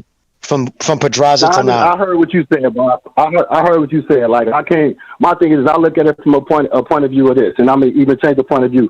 I would agree to Tank is top 10 because after this fight, you got to fight somebody that's notable. I don't care if Ryan gonna come out or if he gonna try to make the Cambosos fight, or even he can fight Devin Haney. I wouldn't mind him seeing Pro Graves at 140. Tank needs to step up now. He's getting older, and I understand in the past he did have the problem when they caught him on tape when he was like grabbing his girlfriend, choking her, or whatever. He had the car accident. He's known to been drinking and blowing up through fights. So I trying to give a young man credit for trying to grow and mature as a person. He is from, Baltimore, where he's from, it ain't the best place, you know what I'm saying? If you look at his life story, life. he wasn't raised, he wasn't raised the best, but there's no excuse when you become a man and you know better, when you know right from wrong. So you're right. He did waste a couple years, but I'm gonna give him maybe a year or two more, and we'll see. But he got to fight the better guys now. But you're right, that did affect him, man. You're right. I don't know if his body fluctuates up and down, but definitely blowing up in between fights. Because I'm a fighter 100% too. I tell my fighters, don't drink, don't smoke, whatever. You can do what you do. You're your own person. But if you're a true athlete, you don't do none of that stuff at all. Right. Exactly. Your body is your temple. Well, listen, Caller, so great call. I agree with you on that, bro. Can I just say he did waste some time with the drinking and blowing up between fights, but we got to see, man. I just want to see him move on to fight the better fighters now. Absolutely, man. Step up. I agree with that. Well, listen, great call as always. Average fighting society, they fucking beat the shit out of everybody, like just about. Relative to the same size. You put Tank in there with a guy. You put Tank in there with a guy 5'11", and let's say 175 pounds, and let's say he could fight for a guy on the streets. There's a good chance Tank just wears him out. You know what I'm saying? Just beats him up like he's nothing. Hey, before we're talking boxing, in the ring, real quick, man. Yeah, in the ring and even in the streets, man. Real they quick, went just hand for hand. Can you guys hear me? Real quick? Yes. I'm sorry. Yes. Go Okay. ahead, Sorry to interrupt. It's because I dropped out. I don't know if you could tell, but I dropped out for about a good 2 minutes. This time I got to defend myself. It was not my Wi-Fi's internet. It was that the whole lights went out. There's a storm out there, so we'll see how long. Your wife's internet. No, Get the your Wi-Fi. own video. the Wi-Fi. But anyway, yeah. Sorry. So we dropped out. But if you're in the chat, just refresh. We are back. And yeah, sorry. Yeah, I dropped out the call. I don't know if you guys heard my last comment, but I just said bye to the last call. No, but yeah, we're back. So just hit the refresh. So what are you guys talking about? The last caller that we had? Well, the last caller. He's a boxing dude, and I've met guys like him, and props to him. You know what I'm saying? They're very pro fighter, and I get it. But we're a talk show, and what we're talking about is the progression of a fighter. You know what I'm saying? And we don't see certain fighters, if we don't see that progression, or we think there's too much hype around that person, we're gonna say what we have to say. Tank is a monster in regular and in boxing too, in high level boxing. But Tank is definitely a monster to the average man. You don't ever want to get into a fight with a man like that. You don't. Unless you're like super big and super strong or whatever the fuck. But if you're just like let's say 5'11", 175 pounds, there's a good chance, even if you know how to defend yourself, he'll fuck you up in a fight. Mm-hmm. Yeah, if it came down to hand versus hand. Now, press 1. Another problem I see with Tank Davis when he swings for the fences by throwing like a single shot, like the uppercut or like a hook at a time. Man, dude, you got a lot of muscle upstairs. You're going to expend that gas tank. Why not just fucking spring off the legs and throw a 3-punch combination? You got heavy hands. Get that inertia going like a Mike Tyson, but you're not doing that. I was going to say, you know why, dude? I'm telling you right now, they practice that. They're talking about it at Mayweather Gym. I'm telling you, they're talking about this is going to be the Instagram knockout because they're big on social media. They want that fucking 25,000 retweets. People talk. That's to them, that's everything. Like the Santa Cruz knockout was one of the most retweeted knockouts in Twitter. I think it's like the third, something like that. That's important to them. I know to all you guys, it's silly. But in their world right now, that's big to them. So they're looking for that type of knockout. And you can tell by the type of punches he was throwing. You know what I mean? But he just doesn't have his timing with them. He couldn't time the kid right. Those are things, if you're not fighting regularly, you don't do. And it just shows. And I see fight after fight this is happening, Gonzalo, with these guys. And credit to Pitbull Cruz because he kept a tight guard and he stayed put when he needed to. He didn't fall for the bait, but then when Gervonta Davis let his hands go, he was moving the waist on the swivel. But he wasn't biting to like when Tank Davis was extending that arm, because a lot of times he extends the arm to measure like a flagpole, because he wants to fucking put a well-placed uppercut. But Pitbull Cruz was keeping it tight and was staying still. But when he saw that he was throwing the feint, he didn't move. But when he was actually throwing like the real punch, then he would start moving on the swivel. And Tank Davis couldn't get him. Like a double end bag. He wasn't always connecting the double end bag, which is Pitbull Cruz's head. And you know what, dude? I can be honest, and if it's anything like me, I hate sparring dudes or fighting dudes shorter than me. Hate it. I'd rather have a dude a couple inches taller because I'm more comfortable with that way. I don't like punching down. To me, it seemed like that little dude gave him problems. Like you can tell he's not used to it, and it befuddled him. What do you think? Sorry, Jim. I agree with that. He should have jabbed more against a shorter dude. He really wasn't. Gonzalo's right. He really doesn't jab like with any authority. He just range finds with it, just kind of like Wilder kind of does. He probably chest jabs, like a lot of kids are taught. Just throw you aim for their chest, their collarbones with the jab. If they move their head or whatever, you're still going for the center. So I don't know if that was like he's looking right at the dude's forehead. Who's under? Is somebody in a submarine on this motherfucker? No, phones. Sounds like a phone. Sounds like a smoke alarm or something. I'm ready to fucking Red October shit up in this bitch. Dive. Jimmy he's under attack. In the fire ring, you sound like that car with the mata. In the beginning, I'm gonna be honest. In the beginning, okay, let's give the first ring. I'll give the first ring to Cruz. The first round to Cruz. I'm sorry, but in the beginning, I thought, okay, well, maybe Tank Davis is kind of carrying him because Pitbull kind of looks like he's slapping a little, or he's the smaller man where he's not getting them the way that, it's like equal to where, maybe one guy could do more damage. I think he was kind of like carrying him. But as evidenced by the second fight, he was actually not carrying him. It must have been the TV to me, like the illusion of the TV. Because as evidenced by after the 7th round, when, Tank Davis did put a little bit of a beating on him, after the 7th round, he was getting to Tank Davis. And he was snapping his head back. So obviously, maybe I have to like rewatch the fight and give people a little bit more credit and less to Tank Davis, because maybe he was trying to find them, but he realized that fucking Tank Davis was a tough customer. And he's got whiskey legs, I'll be honest. I think Tank Davis to drink in the party and it's got him slow. Whiskey legs, yeah.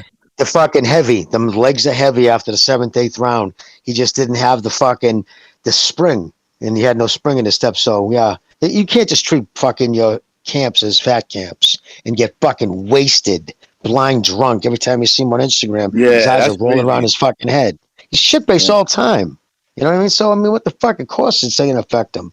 He's human. Nobody ever thinks it's going to work. They've been told, hey, you shouldn't be drinking, dude. Oh, I can handle it. Okay. Yep. Yeah, you'll be the one. And then we get callers coming in thinking that we're being too rough on these people when we're saying like the guy that just called. He says he tells his own fighters not to drink or smoke or do drugs or anything else like that. But then on a different note, to some of his points, he was like, well, I think he did okay. And they defend certain things. Now, the caller's exception is the fact he agrees with us on his conditioning in life. But everybody else would be like, well, what he does in his time is his business. Well, we have the right as a show to critique certain things, and that's kind of what we do. And if you're outside of extracurricular activities are hurting your potential, we're going to call you out. And if you're not going to listen to your corner, you might as well listen to somebody. Might as well be us, because we're telling the things that should be out there. Don't balloon up between fights, Tank. Don't drink all the time. Stop smoking. Don't do these kind of things, because you do have a special talent. We've all acknowledged it. People everywhere have acknowledged it. But you're 27 years old, and you don't look like you're getting better. You've at least peaked. Something's wrong, too. Something's wrong in the sense that when he's in the ring, look, he's looking somewhere, and I think he's looking at Mayweather at least 2-3 times in the course of a fight. He did it last fight. He's doing it again. Like, he's not happy with himself, the way he's performing. Did you guys see that, too? Yes. Oh, yeah, absolutely.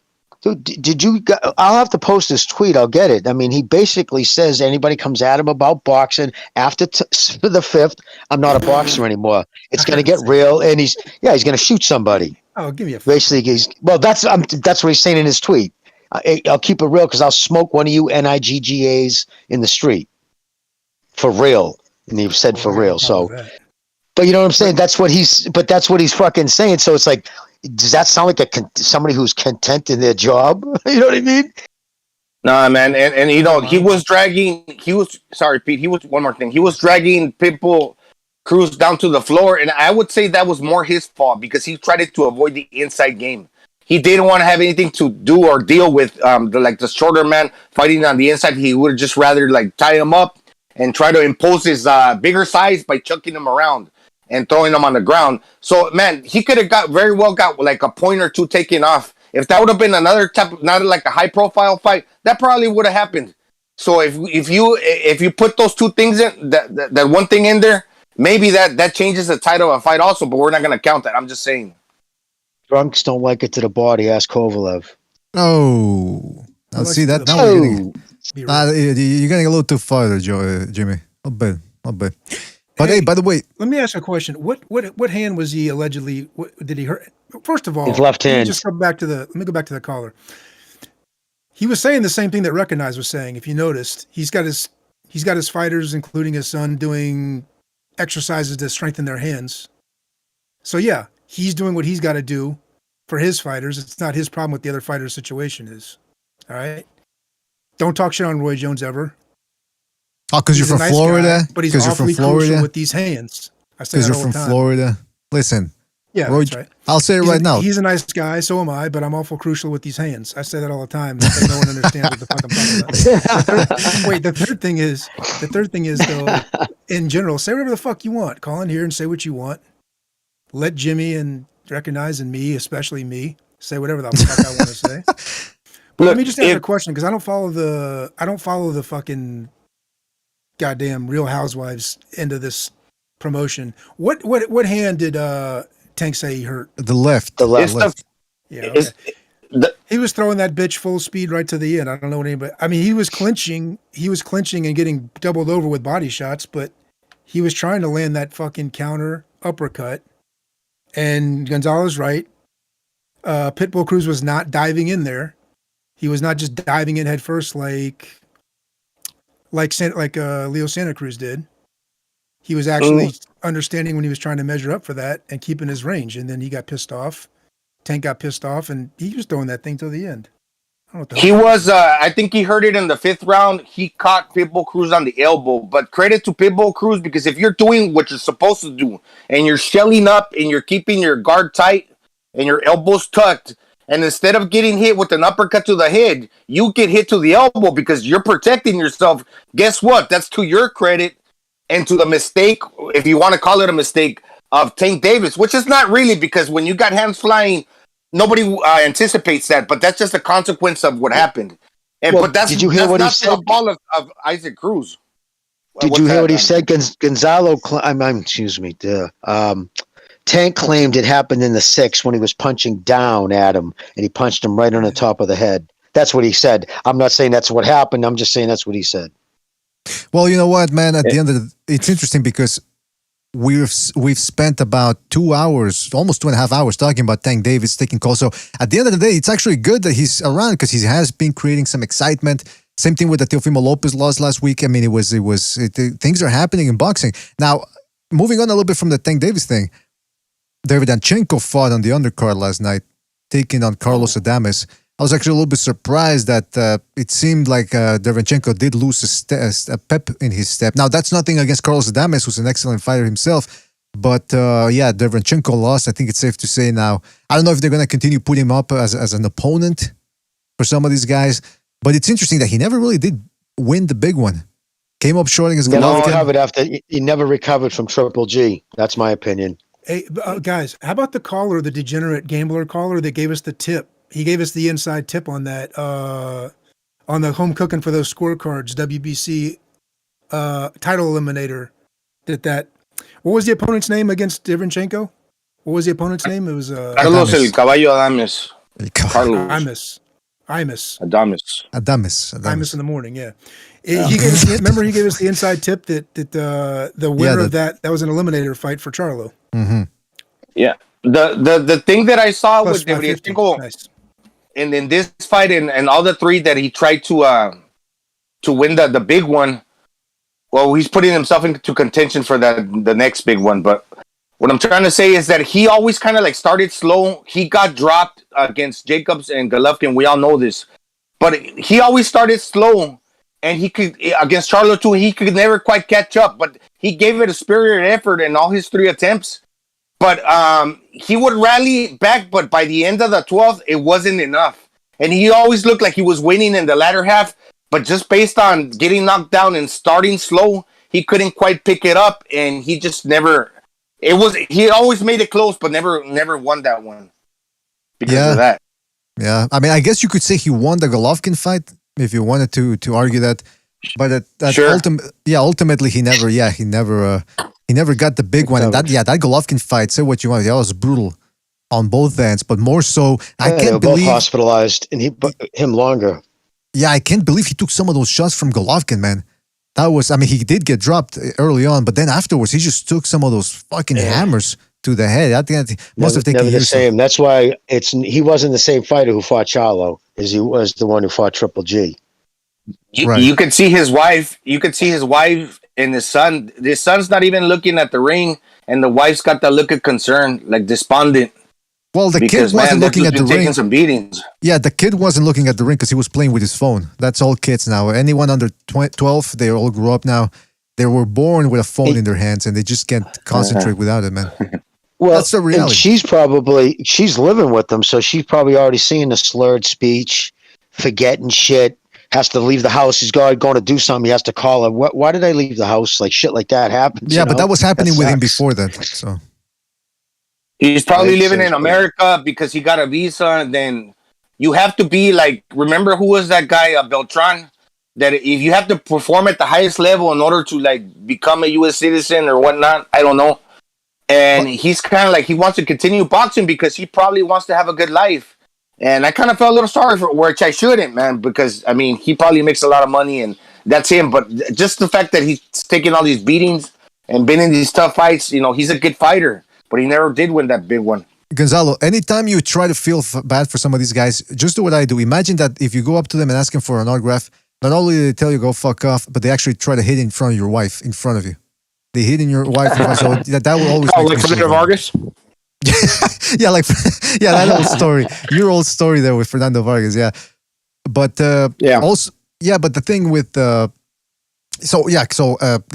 but Adames, he's a good fighter, man. He hits hard.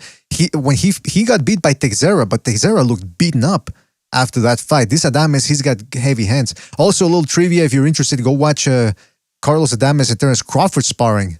That's actually a pretty good video clip. I think I showed it to some of you in behind closed doors, but it's on YouTube, so you can see it. Now, I also want to ask you guys, what about Sebastian Fundora? That freak, 6 feet 5 inches tall, 154 pounds. Oh, you thought he lost? Tagged up. Yeah, the other guy, the Spaniard, he had that little pesky style, like the dude that beat freaking Marky Garcia. You know, fleet-footed, close the distance, tap him with like a double jab, and then catch him with right hands. And he was getting to the taller guy. And the hard thing about having that that style for a tall man, because he probably like developed that style when he was probably shorter as a younger kid. But then he grew out. He grew and he kept the same style. But the difficult part when the guy was closing the distance with that pesky style, I'm talking about the opponent, he couldn't quite bring his feet back and his position, his arms in order to continue catching the Spaniard, because the Spaniard was pushing forward. So you gotta bring your limbs back and you gotta reposition your feet. And if the guy's pressing you, it's hard since you're so tall to do that because you like to fight up close. You're always gonna be kind of smothering your own work, and that's what happened. And I thought he lost. Yeah, I think that that's what some people were saying. I think there was a wide scorecard there that shouldn't have been that wide. Can somebody tell me what's going on with Garcia's? I think that's his name, Garcia. What's going on with his arm here? Do you see his bicep? Let me see. The heck is that? Looks like it looks like he got shot by Kyle Rittenhouse. Look at that. Jesus. There's something. No, I'm serious. I mean, there's something split there. I don't know. Stream. I'm looking. Yeah, I'm saying. What's wrong with his bicep? Just because it looks so curled up? It's not round. There's one ball here, and then here it's what is that? That's his What? bicep. Oh. Your mouse is on. Me, I'm wondering if it's just the photo, the way it was taken. Let me see. The shadow. He's got the indentation of his upper chest. That's the split. So you might be seeing a shadow of that behind it. That's his lat. On the, Yeah, that might be his shoulder even. Well, that's his front delt muscle. No. See, I think he's bulge. You're talking about the little bulge? Yeah, because he's got his shoulders bladed. He's got his left hand bladed back. His left shoulder's way back behind his, behind his waist. So that's actually where his lat. Yeah, he's just a fucking lean dude like me, Like, don't well, listen, Fundora, he's freakish looking. He wasn't that entertaining last night. It was a kind of a sloppy fight. He was throwing 2 shots at a time. We'll see what happens. Circus came to town. Well, we'll see what happens because I liked how he looked against Nathaniel Gallimore. What was it, 2 years ago or a year ago? So, but now this one, it was kind of iffy. I didn't like how it looked. How many fights does he have? 20 something, I think. If anybody wants to correct me, though. I never even heard of the dude. You've never heard of this freak? What is he? He's a middleweight? Junior middleweight. Junior middleweight. Holy shit. He's 6'5", right? Something like that? 6'5" and a half. So he's taller than Usyk. 6. If you can believe so it. he just. How tall was Willie Nelson? Remember Willie Nelson? Oh yeah, Willie Nelson was tall, like 6'4". Yeah, like 6'3", 6'4", right? Yeah. Yep, definitely right around there. He was a tall dude. I seen it. I seen him on the undercard of the Thurman fight here in Florida. Tall, but see his body style, ectomorph, which is the tall, thin, lanky, small joints. Yeah, he's not a mesomorph. Usually, exactly, a mesomorph would be more Canelo. That's somebody who would round muscle bellies, or actually Yard. Yard would be a perfect. Like round muscle belly, small joints, so he looks even more muscular than he really is. Like so, and then there's the endomorph, the offensive lineman, huge joints, big dude. But the ectomorph, the first style, which he is definitely, don't usually take shots as good as ectomorphs and endomorphs. That's just historically. Yeah, it makes sense. Yeah, they just don't usually take punches this good. Well, let me tell you, man. Interesting night of fights last night. We're going to preview this Saturday's fights, I believe, on Wednesday. So stay tuned for that one. We're going to make picks. We're going to take picks, rather, because this is a competitive fight, at least on paper, more so than Cruz versus Davis and Haney versus Lomachenko, Comey. Yeah, Lomachenko. Actually, there's a whole bunch of fights. It's not just that one. Donaire's fighting. Conor Benn's fighting during the daytime over here in North America. And Conor Benn is fighting out Jerry. So I already kind of know what's going to happen. Well, yeah, because Algieri. Oh my God! Can you believe that dude came back? Yeah, they let him out the cage. Yeah. Well, they haven't. Dude's got. I just never liked that dude, and it's outside the ring type shit too. I just think he's so full of himself, man. Ever see some of the? Yeah. Anyway, I don't want to get into that. I just don't think he's I think he's a fraud. You talking about Conor Benn or? No, Chris Algieri. That fucking, really? Yeah, dude. So what did he do to you? Dick. What did he do to you? Hey, he's just the type of dude you'd want to fucking headbutt 5 minutes into meeting him. He's white. He's just a. Yeah, it probably even pisses me off. No, just I saw some video on that fucking dude, like back when he went back to college. Yeah, dude. You should do it. I'm telling you, if you've seen it, right? He was. You gotta watch it. It's hilarious. He thought because when he beat that fucking Russian kid, he thought he was all of a sudden like this fucking international superstar. He went back to college and nobody knew who the fuck he was. The school was giving him something. They tried to introduce him at a game and nobody cared or paid attention. And just the way he acted and just the other shit he said. And I've seen interactions with him on Twitter, very condescending to people on nutrition, on everything. He's a fucking know-it-all. Wicked. Interesting. I always saw him presentable in interviews. I didn't know he was I didn't know you. Sounds like BDA. Oh, wait a minute! Now hold on a second. Now I'm gonna take offense to that. I'm gonna take umbrage with. I'm gonna assume you're kidding around. That's what I'm gonna assume. Have an avocado, Jim.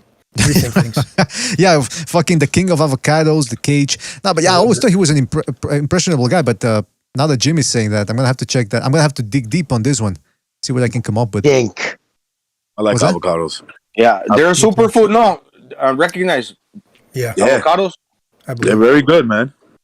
Tom Brady lives on those fucking things. Literally lives on them. That's all he eats. He eats it in almost every meal, and he credits that for his American Psycho. Tom Brady. The city, the state that produces the most avocados in the world is Michoacan, Mexico, and they brought them over here to the Philippines from Mexico. I planted 7 of those trees here.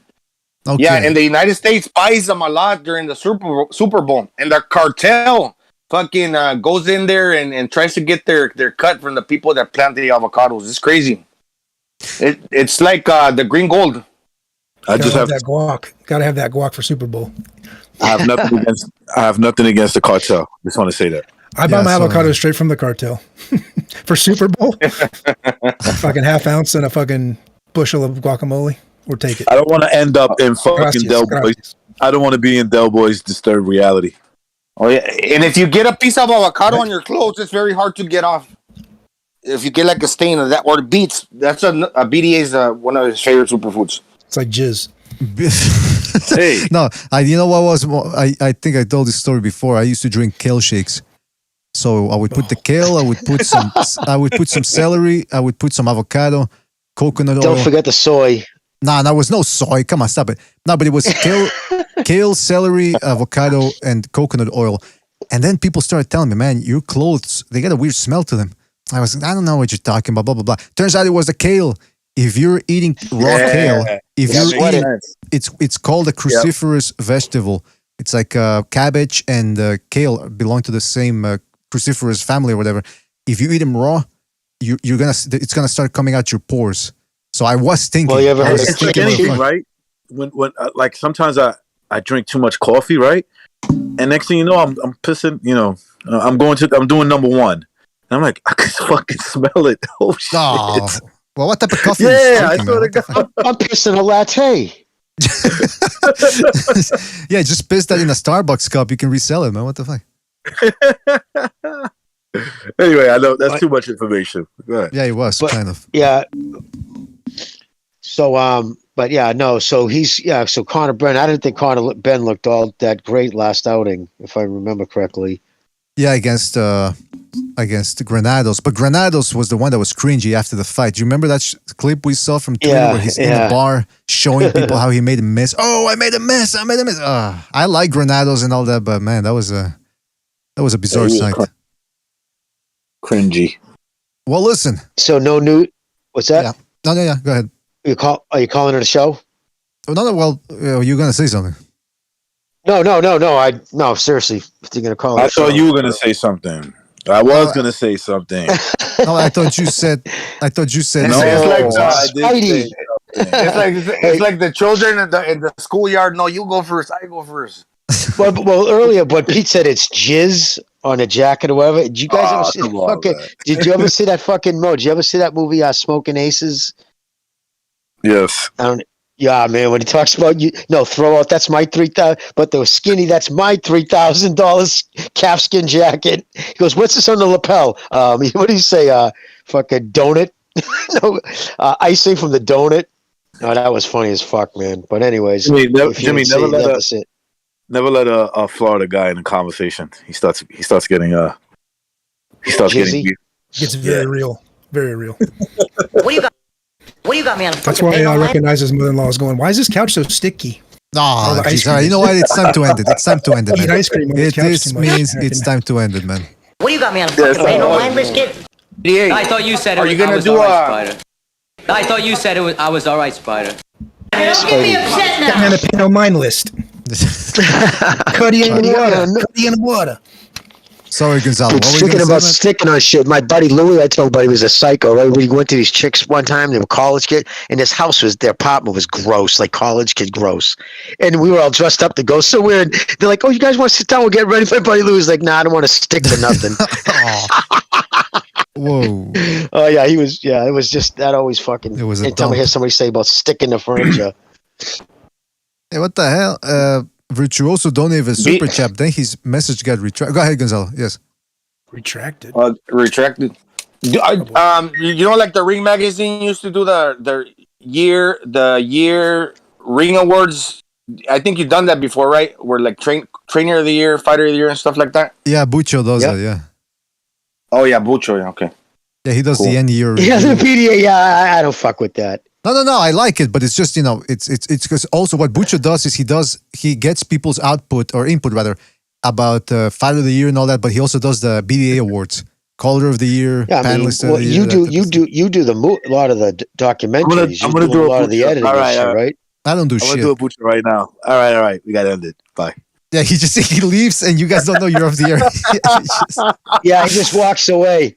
All right, we gotta end it. Bye. I gotta go to the All right. bathroom. Shout out to Virtuoso, and the fighter spirit was able to quote his message before it was retracted. So shout out to Virtuoso with the super chat. It says, recognize pisses caffeine buster. Caffeine buster. Okay.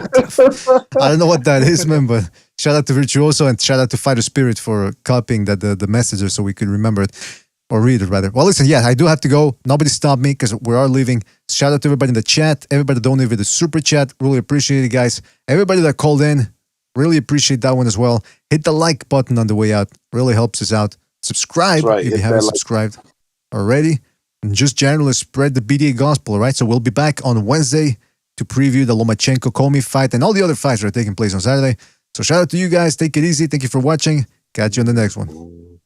Disappointed in every one of you. I'm sorry, I don't